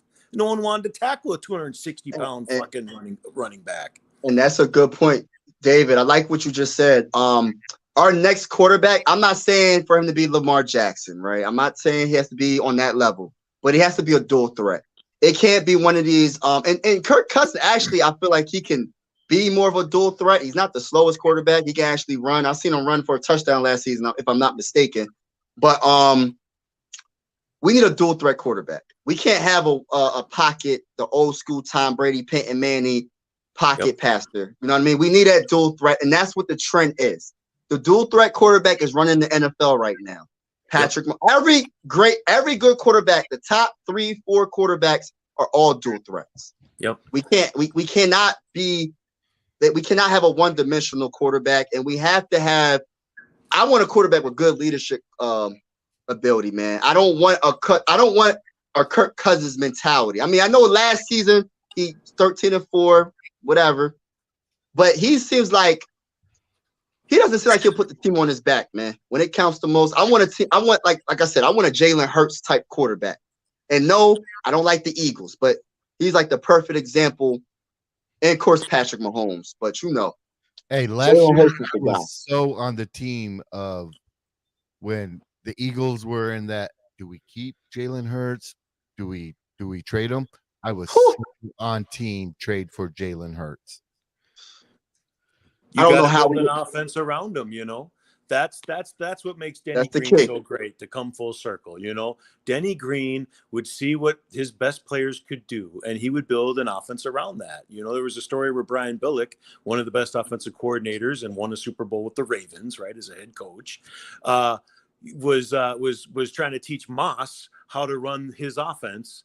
And Denny walked by and said, "Hey, what was that last play we ran where Moss caught that 50-yard touchdown?" He said, "Well, it was a Z right, but you didn't run it right." He said, "Do more of those," and then walked away. And which Moss, and again, just with JJ, I'm not a hater. I like JJ, but no. Don't do it. Don't do it, David. Don't do it. He is. Okay. I was about to say. Okay, and we traded Randy Moss. I agree. For a 4'9", one-eyed, blind guy who couldn't catch a freaking football. Randy Moss made me into a Viking fan. So, you know what I mean? If it wasn't for Randy Moss, I'd probably be a damn on Steelers fan or something. Yeah, those were some good years. I used to stand up and cheer with both hands in the air when the quarterback was starting to do the heave-ho move before he even threw it. You knew he was about to put everything into it. And when he was putting everything into it, it was going to Moss because he was 80 yards downfield or whatever the hell, slowing down for the ball, no less, catching it, chucking the guy, making him look like a third grader and scoring the touchdown. It was the damnedest thing I ever seen in my life, man. That guy was a treasure. Yeah, he was amazing, man. And you know what's funny? Like, I remember the game. It was a wild card game against the Eagles, and we lost. I mean, the Vikings lost. And I said to my home, I said, who is this 84 guy? Like, he's catching everything, making it look easy, putting his hand up, catching one-handed touchdowns. I said, who is this guy? And I said, oh, that's Randy Moss. I said, I'm a Viking fan from that day forward. I said, I'm purple all day, man. One of the best, in my opinion, the best wide receiver in NFL history. I don't care what nobody says. I put him above Jerry Rice. I put him above everybody. I don't care what nobody says. And give Randy Moss a consistent quarterback like Jerry Rice. Give Randy Moss a Tom Brady his whole career. Give Randy Moss any of these great quarterbacks and see what Randy Moss does. If he put up the numbers with scrubs, besides Colbert wasn't a scrub, but he wasn't Tom Brady. He wasn't Tom Brady or any of these. You know I think the most TDs Brady ever threw before Moss was 26 or 28. And when Moss showed up, he threw 50. And they thought he was washed because he went from the Raiders, right? He was the Raiders, and they didn't think he could do it. Then he went from the Raiders to the Patriots. And I remember when Darrelle Revis, Revis Island was covering him on a play, and two other Jets. Stop him. And Moss caught that touchdown, and Revis reached back for his hamstring. All the corners do that. After he couldn't even keep up with him. It was all funny. the corners act like they hurt when they get beat. I don't. Patrick Peterson did it so many times. I was like, damn, dude, you need to just get off the field. Stay off the field because you're hurt every time you get beat. You get hurt every time. He's holding his knee, his ankle, his everything. Hold on, wait. I just seen somebody. Somebody said Jared Goff is better than Kirk Cousins. Fuck no. How? Jared Goff in that Super Bowl, first off, Jared Goff, he went to the Super Bowl off of. Right. Jared Goff went to the Super Bowl off of Todd Gurley legs. And when the New England Patriots took away Todd Gurley legs, what did the Rams do? I don't think the Rams even scored more than 10 points in that Super Bowl. So Jared Goff is a fucking bump. And the Lions need to move on. His ass ain't gonna win no damn Super Bowl. Well, now what happened when Kirk Cousins that one year went to the Super Bowl? Do you remember when Kirk Cousins, when he went to that Super Bowl a few years Kirk back? ain't go no Super Bowl. Exactly my point.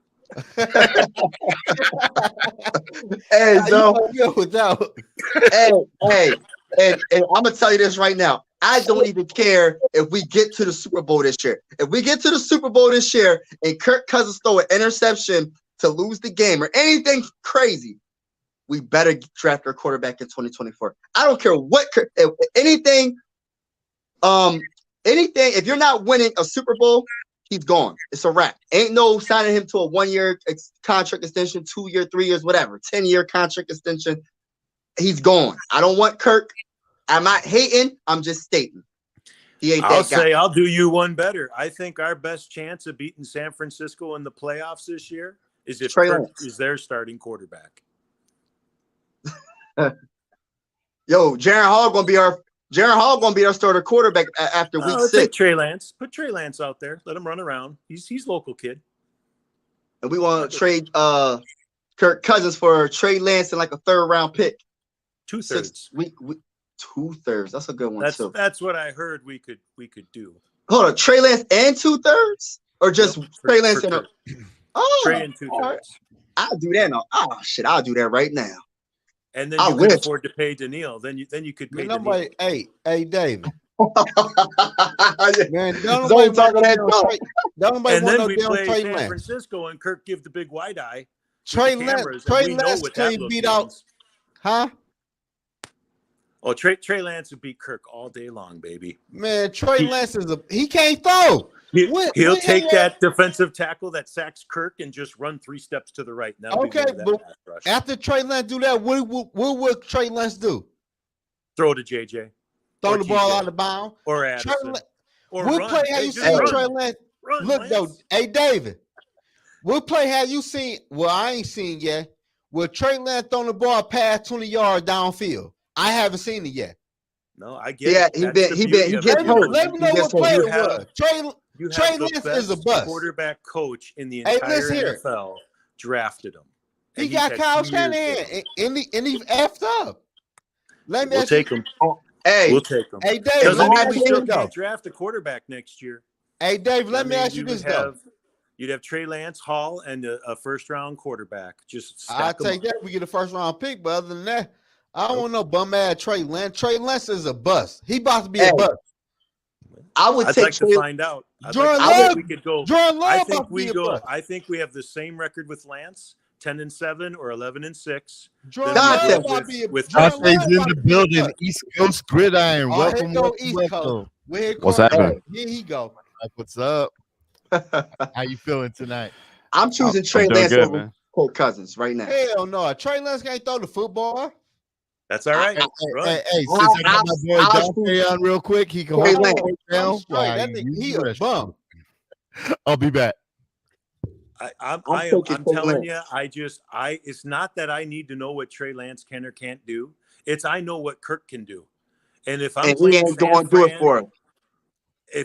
San Fran in the playoffs and Kirk is their quarterback, I'm feeling pretty good about that game. Period. What Trey Lance gonna do? He don't throw the ball past 15 yards. I think I have a feeling he'd be just fine. I do. So you think Minnesota? He hasn't had you can't say he's a bust yet. How? He hasn't had He's played like 2 he's games. been hurt. Hey, David. One was in a freaking tornado. Hey, David. Yep. Did you see that not the Cowboys game. Did you see that Bears game against that the worst Hurricane defense? game? Yeah, the Hurricane game. I know. I'm gonna chalk that up. That is what it is. Man, You know, Trey Lance I could point to a lot of Kirk Cousins games. With the Kirk big eyes. Hey, Zoe, are you sticking up for Kirk Cousins right now? He better than Trey Lance. Trey Lance, I'm gonna keep it real. Trey Lance is a bust. Hey, bro. We can say Trey Lance is a bust, but we need to change up like a new scenery at quarterback. We need a new scenery at quarterback. Trey Lance is I a would bust. take Trey Lance all day. I would. Because wait. Quasi I got something and for his all of y'all, margins though. and his stock market shit. You get a free look at Lance for a year or two before you even have to decide to pay him. And you can still David, draft I got something for you though, David. Dante, what do you think about Kirk Cousins versus Trey Lance? He know quarterbacks. He gonna roll with me. What'd you say, Dante? It's not even a question. I'm taking Kirk Cousins. Dante, my guy. I know. Yeah, I get it. I'm looking at the upside. I'm looking at the upside. If you're gonna face San Francisco, ain't no upside. What upside with Trey Lance? Ain't no upside with Trey Lance. Like what upside? He can run. If you're facing San Fran, what quarterback you have the best chance of beating? No, with Trey Lance, he can't throw the ball, and he not gonna jump the field when he run the ball. I'd rather face Kirk. I just think it's a. How many seasons has he been in the league? A damn good team. Trey Lance has been in two. Two. And he's been hurt both seasons, right? He's been hurt. He hasn't played a full season. He hasn't played a full season. It don't matter. He's played like 2 games. In college, how many games he played in college football? Not a lot. I think he played one full season. Yeah, he played one full season purely on talent, the arm in the running. I think I've seen enough of Kirk Cousins that I'm willing to gamble with Trey Lance. And then hold on. Let me finish this real quick. And what happens if Lance does well? We end up with the number one overall. Hey, this is a bust. Boom. Let me finish this real quick. So say Trey Lance is a bust. They say we trade Kirk Cousins. That works out for us in a way too, because then we have a higher pick. There you go. So I'm not saying to suck on purpose, but at least we'll have a higher pick. So it can work out as all right. We got Trey Lance. We took a chance. Now we don't have to give up 5 first-round picks to move up to the first pick. We can be. I feel what you're saying. I feel that. That's super risky though. Yogi got that drink again. But it's not risky if you get Kirk Cousins ain't the guy. Go home. It's we less know what risky we to draft. Kirk. We know it's less risky to draft a quarterback out of college than it is to trade for Trey Lance. And exactly, because Trey Lance has already showed you that he's got an injury history versus taking a chance on somebody that's a rookie. So you're willing to make that gamble? Both. Yes, I'm willing to make that gamble. I have seen enough. The Vikings need to do more gambling because we haven't won a Super Bowl. Why are we so? I'd rather gamble on somebody brand new than somebody that's been in the league for 2 years. Exactly, You can do both. You can take. You can move in the draft. Move up. Still. How do you? How many quarterbacks won the Super Bowl in their rookie year? In NFL history. It don't mean it can't happen. That's what I'm saying. That's my point. That's my point. Like I would take that chance with Trey Lance, trade Kirk Cousins, get a couple of picks for him, and get Trey Lance. And if we happen to suck, we might be a second overall pick. We might get a second overall pick. Okay. Draft a quarterback. And we got a pile of money too. So and we got. Hey, Mike, you hear me out? I hear you, bro. I cannot take the chance on the Minnesota Vikings losing the division to the Detroit Lions with Trey Lance. Because my family and friends will be on my head for us to get a fucking quarterback. Just trade up in the draft, get a quarterback, man. F them first-round draft picks. Like the Rams said. F them draft picks. Get a quarterback. I don't want no Trey Lance. Trey Lance is a bust.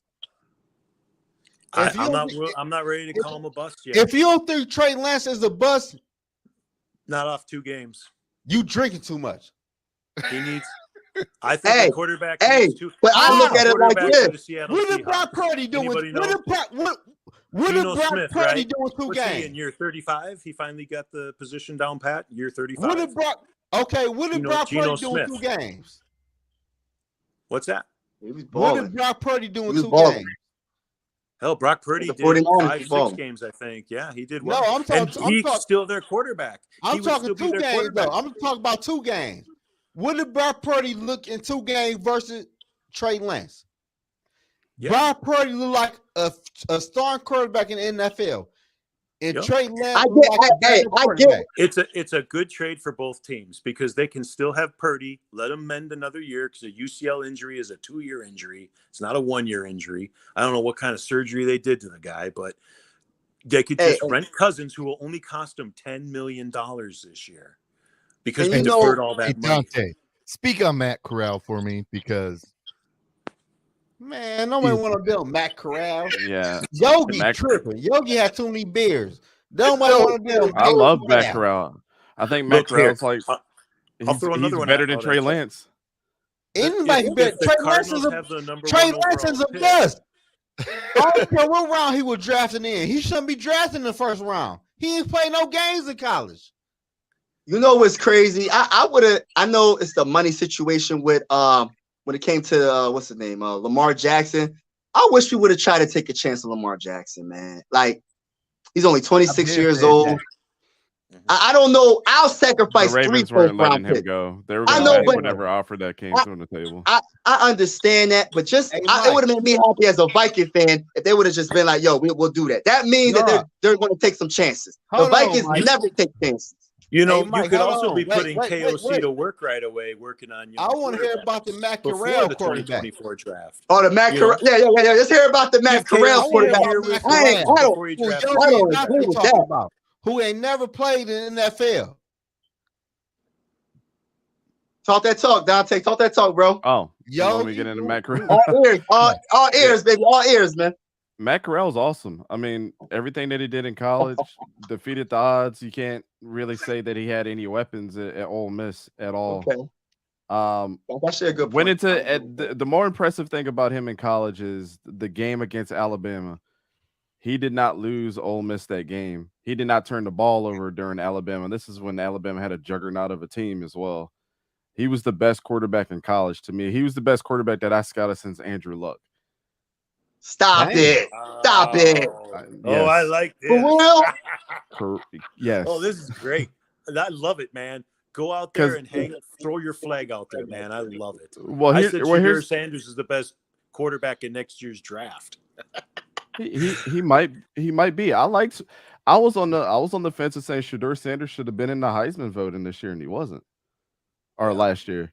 But I mean, when you play for Jackson State and you lost that major game, that really hurt you. But yeah, Matt Corral was awesome, man. I really think this year with the Panthers that they're gonna have a controversy because I think Matt Corral is gonna come in this preseason and he's gonna ball out. Then they're gonna be like, oh my God, what are we gonna do? And then they're gonna start Bryce Young and he's gonna be terrible for 3 games. And the Vikings can trade for him, right? The Vikings wanted him, right? Mm-hmm. Allegedly. Well, yeah. To number 2. And the Panthers had him on the trade blocker, was receiving offers for him too. So I think after the 3 games that he's going to show this year and in this season, because I think he's going to come in for a couple games and start, the Panthers are going to be like, oh shit, the fuck did we do? And then a lot of people are going to be calling the Panthers like, yo, can we get Matt Corral? And they're going to have no choice but to suck it up and trade him and stick with who they got and who they drafted. So, hey, Dante. Mm-hmm. So you think Matt Corral right now is better than Bryce Young? Oh man, don't say that. That's difficult to say. That's probably difficult. Way more than him. Whew. That's about. I ain't gonna lie to you. I think Matt Corral's a better overall quarterback than Bryce Young, but Bryce Young and what he did. I'm saying doing what though? If you want a dual threat, that's your guy. Who? I think Matt Corral. Bryce Young, as far as his arm talent, is way better than Matt Corral. Okay. So what does Matt Corral do better than Bryce Young? That's what I want to know. In your opinion. Yeah, what does he do better than Bryce Young? Is he more accurate? Is he what is it that you're like you putting him on this level with him? Like what's better than him? When I evaluated him, one thing that I really liked is he's got a really strong arm.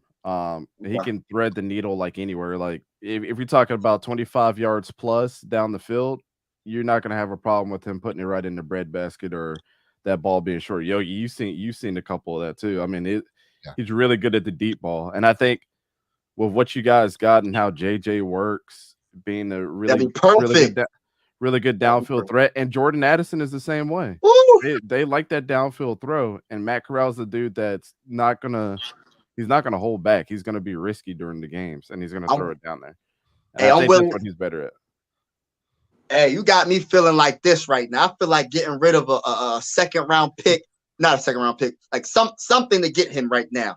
I want to gamble because I don't want to see Kirk Cousins throw another pass. I'm sorry, I don't want to see it. I think I'm done with Kirk, and I'm not trying to hate on Kirk, but I just think I'm just over it because I have 1 foot in, 1 foot out because he always disappoints me when it matters the most, and I'm tired of it, man. So Matt Corral, I'm willing to take a chance. I'm willing to take a chance on anybody at this point. Not anybody, but you know what I'm saying. Well, the other thing that you're going to get from Matt Corral, and I can also say the same thing about Bryce Young, and this is what impressed me so much last year with him, is he did more with less last year than what he did with us in his Heisman year. But Matt Corral is kind of the same way in the fact that the dude's got a whole bunch of heart and a whole bunch of guts. So if you guys are talking about late in the game, you need a quarterback to make a play, he's going to go out there and sacrifice his body every single time. I like that. That's heart right there. That's heart, man. Yeah, that's why I think it hurt so much, man. Did he play last year any time? Matt Corral? Yeah. He played in the preseason, and that's when he got his knee injury right after that. Was he with the Cardinals? Who was he with? The Cardinals? The Panthers. He with the Panthers. He was drafted by the Panthers? Yep. Yeah. Okay. I ain't gonna lie to y'all. I don't know. I'm gonna keep it 100. You got to. I don't want no damn Matt Corral. Because Matt Corral was good or decent, the Panthers wouldn't do what they did to trade for no one draft pick. But all about opportunity, though. I don't care about people who say, well, the new head coach came in. Well, I know they did. But when the new coaches came in, they see film work on Matt Corral, and they seen preseason game. And they went and traded up to no one draft pick to get Bryce Young. But look, Matt Corral, whatever their last name is, he give me Baker Mayfield vibes. I'm not gonna lie to y'all. I got a counter to what you just said though, because I look at it like this: when you draft a quarterback, the team has to build around that quarterback to give him an opportunity. When Lamar Jackson got drafted, they was trying to say that man was a wide receiver. No. What did the Ravens do? They built everything around Lamar Jackson and made him into. The Panthers has weapons. They had DJ Moore, a nice running back core. That was all right for real though. They was all right. They didn't build around them like that. Look at it now. Look at that wide receiver and running back core now. It's worse. I think Matt Corral. I ain't gonna lie to y'all. Matt Corral probably is a decent quarterback. He not no franchise quarterback with the Vikings need. He just not. Well, I don't know how you can say that right now. I think something coming you down think the pipe. He is? He could be. Now this is what happened with Matt Corral. And I'm gonna tell you why he got drafted where he got drafted. Because the hype around CJ Stroud and Bryce Young was so high going into this year, teams were not willing to make a bet on a quarterback in last year's draft. So they drafted for need, being a depth chart piece, than they did for a franchise quarterback. Okay. And that proves my point by them drafting Bryce Young where they drafted him and trading up for him. Right. Because they thought that he had more upside playing for Alabama, winning a Heisman, than what Matt Corral, was doing. That's why CJ Stroud was up there too, because he was, statistically he was better. I don't think teams really care about, a lot of them. Well, it doesn't matter what weapons you had in college. You were what you were. I'm evaluating it a little different, but I'm just throwing it out there that's why I think Matt Corral, if he would have came out in this year's draft, it would have been the same problem as last year. Now, if it was this year coming up and Matt Corral was playing, he'd probably be in the first round. Oh, wow. Because I think the talent pool is deeper this year. That's going to come out. Quarterback was horrible this year. I ain't like none of the quarterbacks coming out this year. I ain't gonna lie to y'all. I don't know. I ain't like Anthony Richardson. I ain't know. like Anthony Richardson like that. I like agree that, with yeah. I agree with you there. I'm not a big Anthony Richardson fan, but Me neither. the talent was good. I mean, Bryce Young and CJ Stroud were way miles ahead of everybody, but I like the CJ. I like the CJ a lot. I like the CJ, but I hate CJ's Ohio good. State quarterbacks. I know they get that reputation. But So are you basing that off of the reputation, or are you basing that off of the talent? Reputation. Because Justin Fields was a Georgia guy before he went to Ohio State. Reputation. Okay, so hey Dante. So do you think Justin Fields gonna make that leap this year? Absolutely. You do? I wanted him on the Jacksonville more than I wanted Trevor Lawrence, and I will stand by that. And I think that he's going to take a bigger leap this year than Trevor Lawrence will. A bigger leap, like what? Like what? I'm trying to. like I a think he'll playoff be. team. You talking about a playoff I team. think he'll be in the MVP conversation by the end of this year. Justin Fields? If Justin Fields stays healthy, if Justin Fields stays healthy and they win games, he'll be in the MVP conversation. What? I'll be pissed because we could have drafted Justin Hell Fields. no. Both. But now he got weapons though. Now, right? He got DJ Justin Moore. Fields got weapons now, so he gonna show. He gonna show off. But look though, hey Dante and Mike though. Y'all say that though, but peep this though. Justin Fields might be stuck in his ways. When the play break down, he might be thinking off rip. Hold up though. Football. No, that's not correct. The think reason so? why that's not correct, no, because in college, this is big perception right now that he's like a running quarterback with the Bears. That's not correct. The dude had no offensive line. He had nobody last year, bro. In college, you know what his statistics were going into the college football playoff? 50 passing touchdowns to his 1 interception going into college football playoff. You right. That wasn't with his legs. He had like 7 touchdowns running.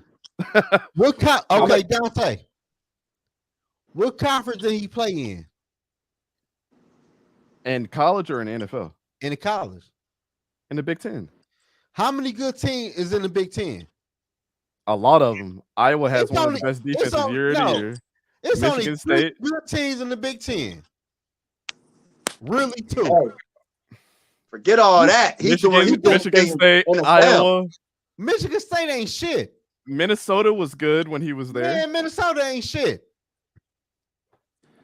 I think that conference develops more NFL talent. Penn State's been pretty good. Man, only two good teams in the. Who won the Big Ten in the last 10 years? I'm gonna ask y'all that. Ohio State's had the most championships. Ohio State. After Ohio State, who won after Ohio State? You got their Penn State and Michigan in there. Penn State ain't win shit. When last time Penn State won the Big Ten? Like 3 years. Hey, man, when we talking about Penn State, man, Pennsylvania all day, baby. Wait. Hold on, Mike. Yeah. Penn State won the Big Ten 3 years ago. They won the Big Ten like 3 or 4 years ago. What year was this? They won. Please call me. I know you is. 2019. How many top 10? It was 2016. It was 2016. 2016. Okay. That's okay, though. In the last 10 years, okay, before then, when last time outside of Michigan, Ohio State won the Big Ten? It was a long ass time. The Big Ten is weak as hell. Only got like look, I'm a Michigan fan. You can say the same thing about SEC, but everybody says SEC is the best division. But Alabama and Georgia and LSU have ran that damn conference for like the last 20 years. That's Auburn teams. But in the Big Ten, you only got 2 teams. Penn State ain't no threat in the Big Ten for real. I'm gonna keep it. Y'all think so? I don't look at it in terms of Penn State almost beat Michigan and Ohio State last year. He still had to ball out at the end of the day. He balled out. Man. And the only reason that they didn't win against Michigan and Ohio State is because Sean Clifford threw like 4 picks in each game. They got a better quarterback this year. Hey, Yogi. Yeah. I'm going to tell you right now. Michigan win the Big Ten right now after today. Michigan win the Big Ten. And I don't know who Penn State got or I don't know who the rest of the other teams got. Michigan will win the Big Ten this year. Because that's how weak the Big Ten is. JJ McCarthy? Huh? With JJ McCarthy as a quarterback? Yeah, they will win the Big Ten.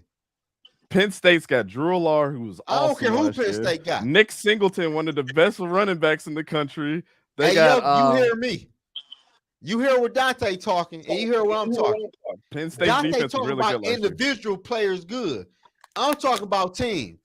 Penn State will not win the Big Ten this year. It's gonna be Ohio State or Michigan, and I'm rolling with Michigan. Justin Fields, who's the best quarterback in our division right now?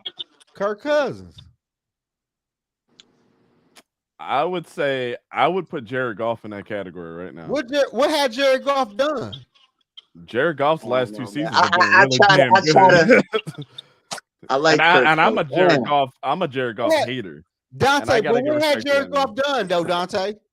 Jared Goff ain't better than Kirk Cousins. He's been to several. He's been to several playoffs, and he's been in a Super Bowl. He been to Super Bowl all the time. Had you forgot Todd Gurley? Then I won the rushing title when he went to Super Bowl. And what happened when New England shut down the running game? The Rams could not score a damn touchdown. It's a team sport. So I'm saying the team sport. You're right. But what happened when you shut down the shit that got you to the Super Bowl? The run game. Todd Gurley ain't do shit in that Super Bowl, and the Rams ain't do shit. And they had Cooper Kupp ain't do shit. I got in the Rams. Hold on, Mike. And the Rams traded for Matthew Stafford, for Jared Goff, and gave Detroit a first-round draft pick and won a Super Bowl the same year. Jared Goff ain't shit. Yeah, I predicted that they would win that year, and they did. Because Jared Goff ain't shit. I got Kirk. Then I got Jared Goff. Fields. I got Fields. No, Jared Goff. Jordan Love. Fields ain't show shit yet. Watch. He got weapons now, bro. He gonna ball out. I think it's close between Kurt and Jared, but I got Kurt number 1, Jared number 2, Justin Fields number 3, and Jordan Love is. I don't even think he'll be the damn starting quarterback. Jared Goff is overrated. I don't think Jared Goff is going to do the same thing he did last year. I think he's going to fold. He's not going to do as good. I believe his luck is running out too. I do, but I have to respect what he's done. Good. Hey, Mike, you don't think Love's going to be the starting quarterback for the Packers? Love? Oh shit! Yeah, Love is going to be the starter. He's going to be the fourth best. I think he's going to be dog shit. I don't know why people are so high on him. At Utah State, so let's dog shit. Let's assume Arizona is probably going to have the number 1 pick next year. Okay, and if we're not going to trade JJ for number 1, right? What are we going to? What would you give up for Kyler Murray? Who grew up we not trading. Hey, David. We're not trading the best wide receiver in the NFL, man, for the number 1 draft pick. We already went down the JJ road, and we're not doing that, David. It's just I agree. We won't. Quasi ain't got the balls to do it. That's how I know we ain't gonna do it. Arizona's not gonna give up Kyler either. He's hey Dante. If the Cardinals have the number 1 pick, do they draft Caleb or do they keep Kyler? Because I don't think they're gonna keep Kyler. Gonna want Kyler. They trade that pick. Who the fuck gonna trade for Kyler Murray with that contract? I think we could get him for a 2nd-round pick because nobody wants him. Kyler Murray. Who? I don't think Kyler's going to be that terrible this year. The Minnesota Vikings? Yeah. We could get Kyler for a 2nd-round pick. Why not? David, you better than Kirk Cousins. Now you tripping. Hey, Dante. What's wrong with Kyle, though? What's wrong with Kyle? Break it down to me, Zoe. Kyler is a Viking fan. He could throw to JJ. I think Kyler is a bum. Hey. I don't know if he's a Dante. I don't know about that's strong words. Hold on. Kingsbury was also his coach, and he was ass. Hey, Dante. Hey, Dante. Yep. Right now in the NFL, at what you seen, I ain't talking about college, none of that. Who's a better quarterback, Kirk Cousins or Kyler Murray? Kyler. Hell no. A better quarterback? Yeah. Overall, a better quarterback who can play. Cousins is a better quarterback. Yeah. Kyler. Dude's like top 5 every year in every statistical category, and people are talking about that this dude is a terrible quarterback. That is outrageous. Yeah, he's not a bad quarterback. He just can't get y'all over the hump, so you want to get rid of him. That's the deal. It's buyer's remorse. He can't get you over the hump of what he does. I don't want no Kyler Murray. I ain't gonna lie to you. I don't know what David talking. Why do y'all always look past the fact that your defense is terrible? I do not want our defense was terrible though, but we had a chance to beat the Giants though. When you go 2 quarters without scoring every week, yeah, your defense is going to be pretty bad. No doubt about it. We went second and third quarter without scoring every goddamn week. We'd score on the first drive, maybe get a field goal on the second, and then 2 quarters later, it'd be 10-0, 10-7, 10-20, 10-24. Then fourth quarter we come back and win by 3. You know what? What about them 2 quarters of doing nothing? Okay, okay, you right about that. But look though, when it came down to when we down by 2 with 2:30 left on the clock, we got a chance to win the football game with 3 timeouts. 4th and 8. Exactly. It don't matter. It don't matter. It really don't matter at that point. And that's why Kyler is in a situation where he is in one of the worst Murray is the fucking bum. Football. I want our franchise quarterback. I don't want nobody else. Kyler Murray is the bum, David. Right? I want our quarterback in the draft. I don't want Kyle. I don't want nobody. Quarterback. Let's get our quarterback. Kyler and draft a quarterback. Y'all think that when you pick a quarterback like Lance or whoever, that you're married to the guy. Now, Kyler, maybe you're more married to the contract, but with Lance, no you money. can still draft a quarterback. We pay him more than Kirk Cousins. I want that quarterback who works to Kirk Cousins. With a young quarterback as soon as possible, as often as possible. KOC is my quarterback. KOC is my quarterback. Hey, I need a quarterback who can avoid a defensive tackle. That's first and foremost. Man, can you avoid a defensive tackle? Hey, David. Yep. I ain't gonna lie. You've been talking that shit. You've been talking your football. But Kyler Murray is a broke man, Cam Newton.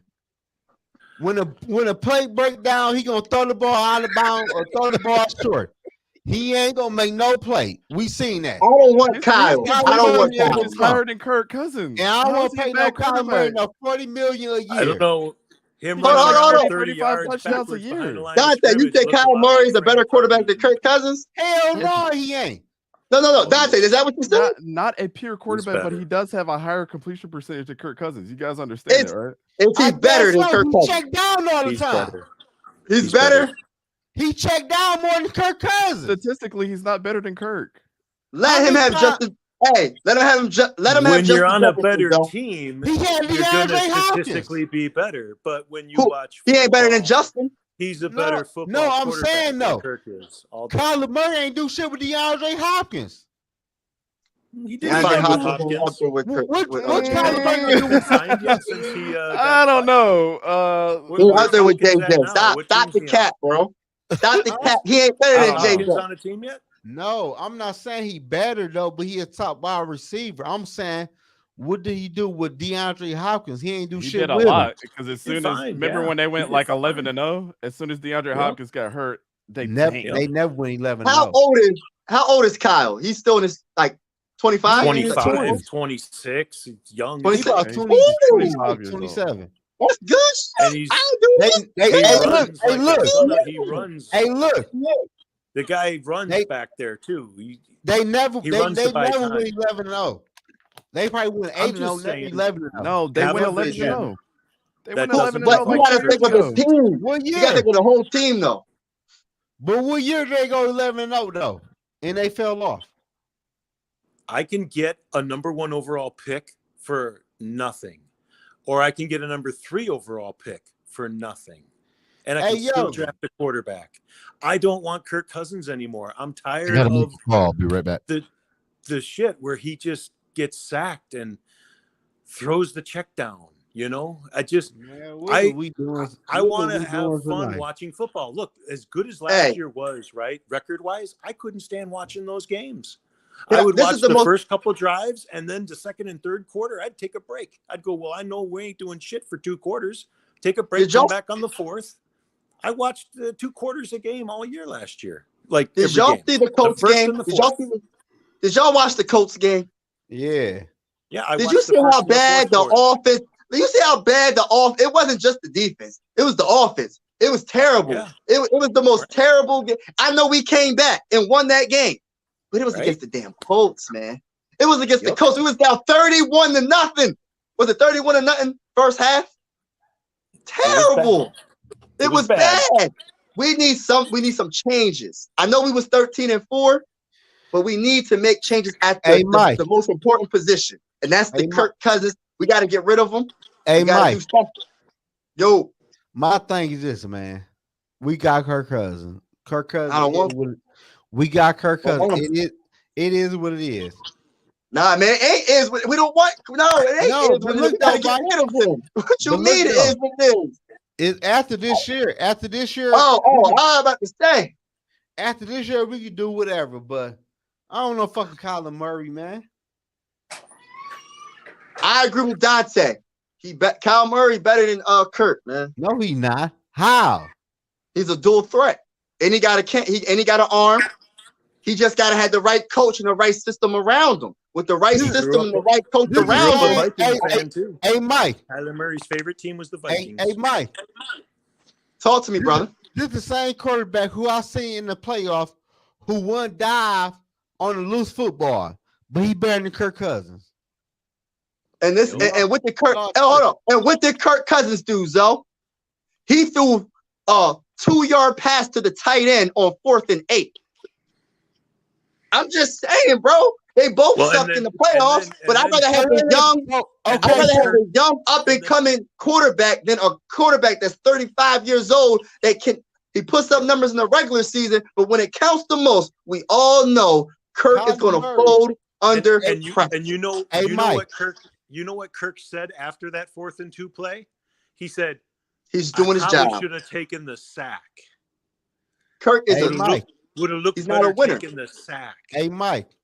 Talk to me, bro. Bro, I don't want no quarterback who the same shit as what the fuck I got. I don't care how you paint the shit. He's a dual threat, bro. He's a dual threat. He's a dual threat. He ain't the same. How many y'all had Kyler? Come on. I don't know. I don't know off the top of my head, but I know he's a dual threat. I'm just saying, off the top of my head, I don't get that from Kyler Murray. He don't run the ball like that. Kyler Murray is a fucking bum. He's got some issues. He was scared to run the ball. But he was scared to run the fucking football in the playoffs. Let Kevin O'Connell have Kyle Murray. It don't matter. If you scared to run the football, it don't matter who the quarterback is. If you don't want to run the football,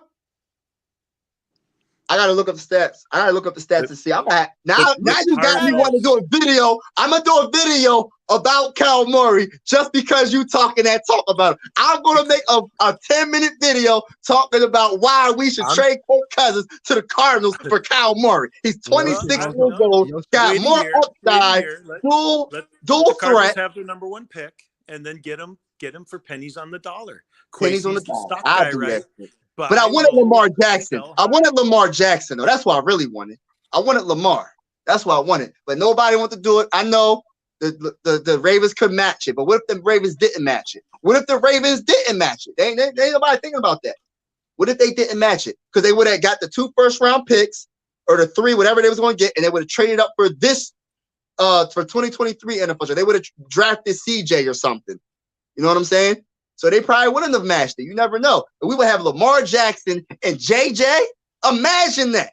JJ and Lamar Jackson on the same that's team. That's really what it's all about. Is if just you really think JJ is the guy that he is, you need to get a quarterback to complement him ASAP. Because every year you spend with JJ not having that quarterback is a year lost with JJ. And Lamar's an underrated thrower. People say he can't throw. He's an underrated thrower. Just any kind of dynamic quarterback that can buy a little time on a broken play. Like I said, I've never seen JJ break off a route because Cousins either throws it on time with the route or he gets sacked. He doesn't extend a play. There's no such thing as an extended play with Kirk. And that's probably where we got the second and third quarter issues.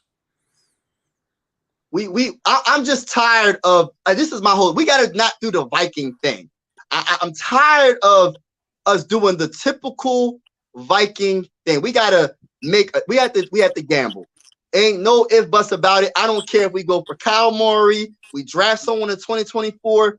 we have to take a chance because what we're doing is not winning. Well, and that's the beauty of going after a Kyler Murray after this year or a Trey Lance this year is it's not much of a gamble. You're simply grabbing a talent that was valued extremely high, hasn't quite done what they should do or got paid more and plays Call of Duty, whatever. But you're not giving up a lot to get something that could be a lot. But I need my quarterback to be a leader, though. I need my quarterback to be a leader. Yeah, right. You can still draft a quarterback too with that scenario. But if you give up 3-4 first-round picks for a quarterback, then yeah, you're gambling, and yeah, you got to be right on that guy. But if I can get Kyler Murray for like a second-round pick, and it's the Cardinals, okay? They're bad for a reason. They have the number 1 pick or number 2 pick, and you just go up and say, hey, are you guys looking to deal that pick, or are you looking to deal Kyler? Because we'll take either one. Which one you guys want to do? They're going to fuck it up, man. They're going to fuck it up. They'll either draft the rookie, they'll get the wrong one and ruin them, and we'll get Kyler, pennies on the dollar. Or they'll say, we really got to keep Kyler, and okay, we'll take pick number 2 then. Which one? I'll definitely do that one, right? Hey, before the draft, because we way ahead of the game. We talking about 2024 NFL draft. Well, because we have Kirk Cousins as our quarterback, yes. Yeah. So, but my whole thing is right now, right? I'm. It's either go hard or go home. I know Dante, you did a couple. I'm not sure if you did videos yet on Caleb. Do you have any like information on Caleb? I know the season didn't start. What's your opinion on Caleb? What's your opinion on him? Yeah. What's your opinion on him? I mean, I'm not as overhyped with Caleb, especially being in a Lincoln Riley offense going into his second year after a Heisman. They never seem to pan out, or like the hype never seems to be there, because I think Spencer Rattler is the first one that comes off mine. But also he lost a lot of weapons. Jordan Addison's gone, Travis Dye's gone, right? That other Williams kid, he's gone. He went to Nebraska, so he lost a lot out there. Ooh. So, but I'm not all that hyped up on Caleb Williams. He's way too risky to me. And attitude is a big thing for me too, because I evaluate that too, not just the playing ability. The dude is super fucking cocky as well. Yeah. Which is and now that he won a Heisman, is only gonna make him even more cocky.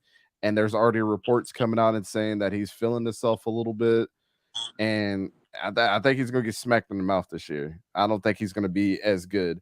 But I'm excited to see how he fares through that. Now, if he fares through it, and he doesn't have to win the Heisman to me, it just has to be a Heisman-like season again, I'll be way bought into Caleb Williams. But the upside that I see with people like Bo Nix and Sam Hartman, Bo Nix, right? And there's a guy by the name of Will Rogers that plays for Mississippi State. He's fucking Will Rogers. Too. Yeah. Is Aaron Rodgers' little brother? Who? Is that Aaron Rodgers' little brother? No. No, they're not related. But yeah, those three are the ones that come to mind when I see like immense talent that is not going to show up on the stat sheet because of the teams that they're on. But Bo Nix has got like, I forget that kid's name.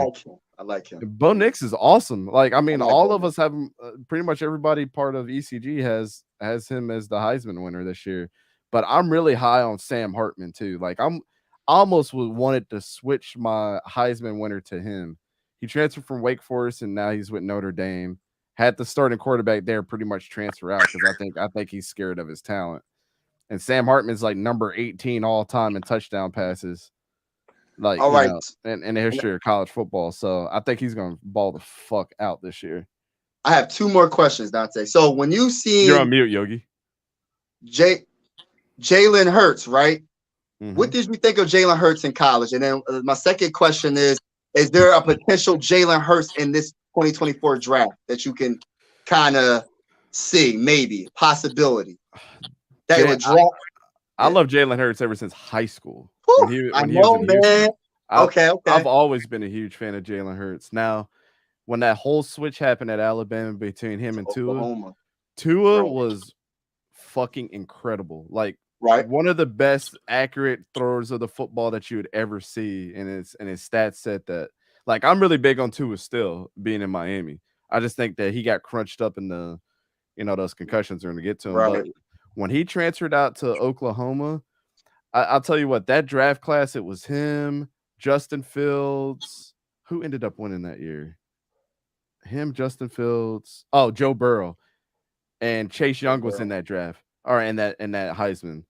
That was the best Heisman class of all time. Any one of them could have won it in any other year. That's how good their statistics were that year. But I was huge on Jalen Hurts. Like throughout the whole process. When he went to the Eagles, I was like, it's just a matter of time before this dude starts. And even when Eagles fans are like, I don't know why we drafted him, blah, blah, blah, blah, blah. I was like, hold on. That's going to be your future quarterback. And I was right about that. So, but to answer your question about in this class, I think Bo Nix is the best, like, Jalen Hurts type. Oof. We need to go for Bo Nix then, y'all. Forget it. I'm telling you, he's going to I like the hell out of people. Man.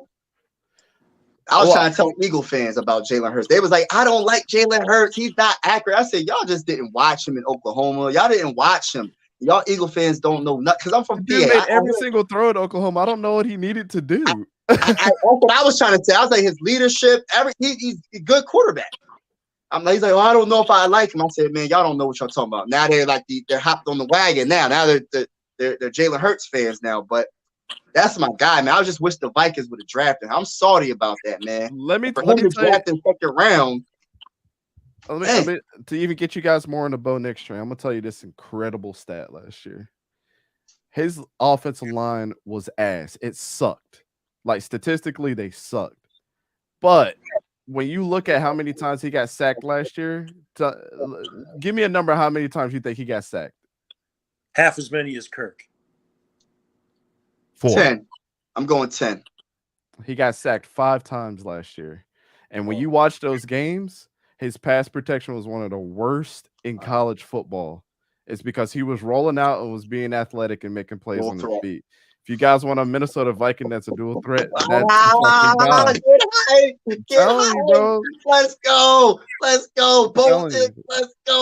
Let's go, Vikings. Get hype. Get hype for the NFL what draft. What can we do now to position ourselves in the 2024 draft to get trade Kirk Cousins to the 49ers for Trey Lance and suck? No, I don't want to suck. I'm joking. David, here's the thing.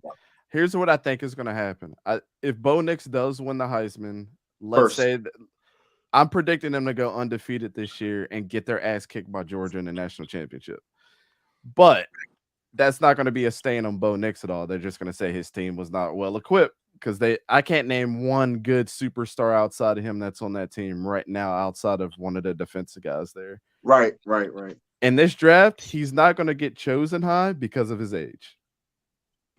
So you guys could be in prime position to pick him up. How old is he? I think he's 22, 23 now. Oh.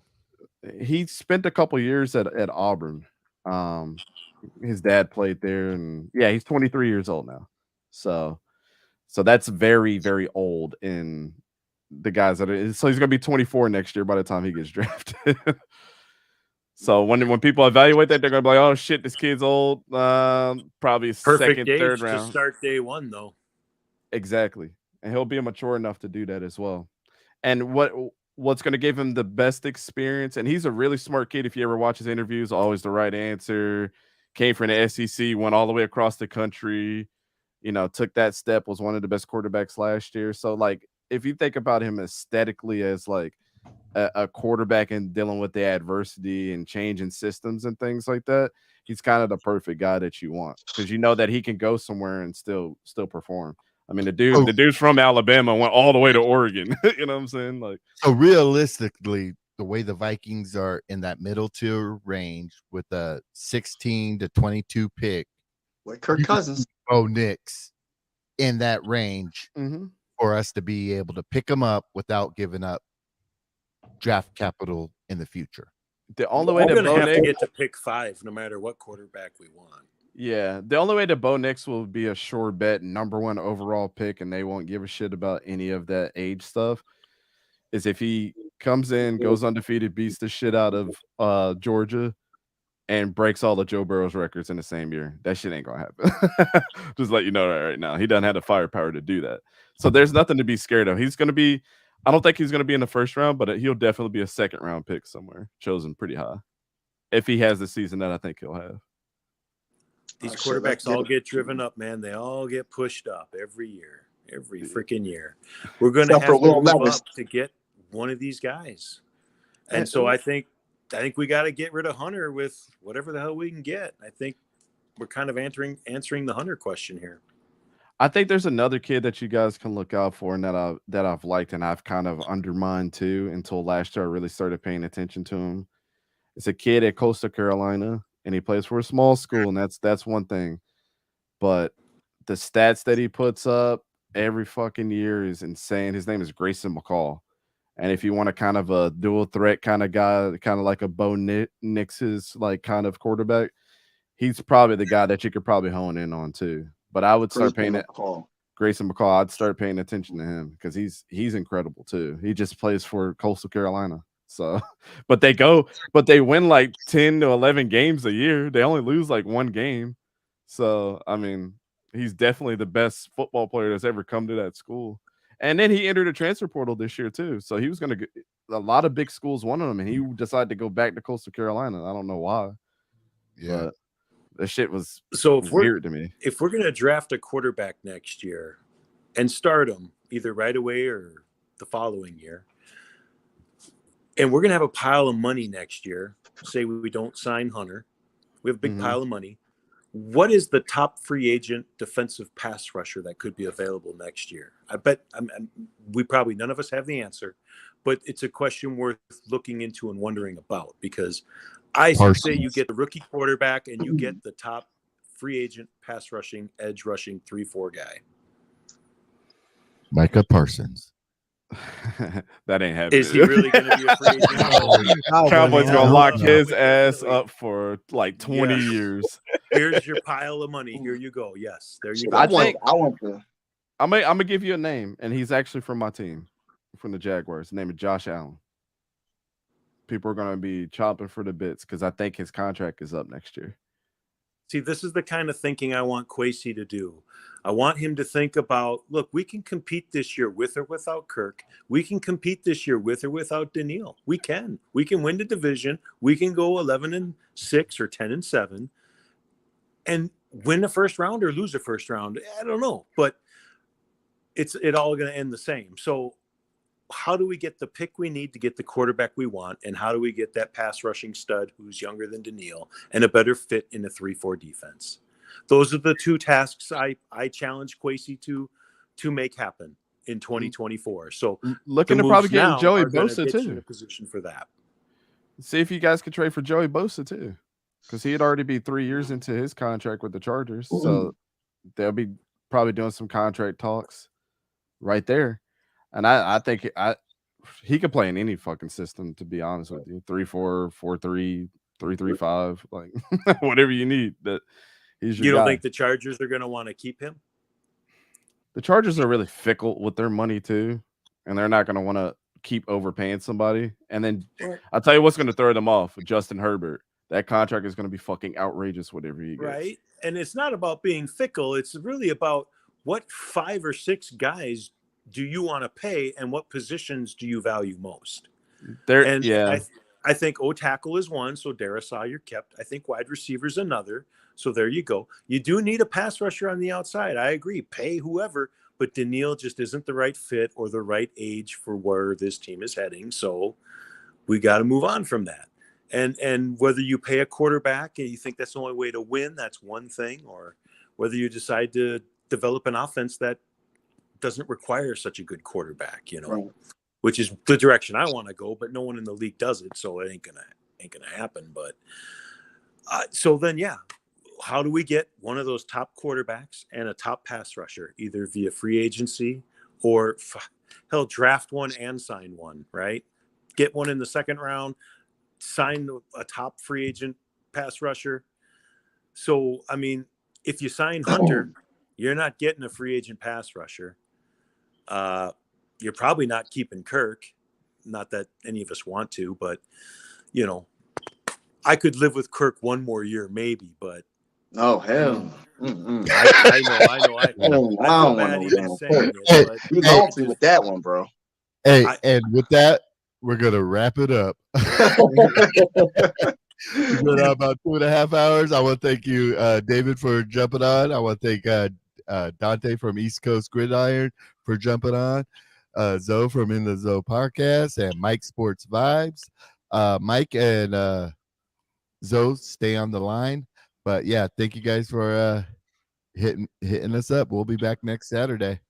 Hey Yogi, real quick. David, I'll give you another name to focus on this year for quarterback. He's young, and if Georgia does the shit that I think they're going to do this year, he might be the #1 overall quarterback that you guys can go after. His name is Carson Beck from Georgia. Watch what I say. Carson Beck? Carson Beck. Carson Beck.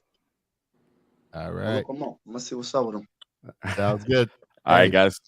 Have a good night. See you guys.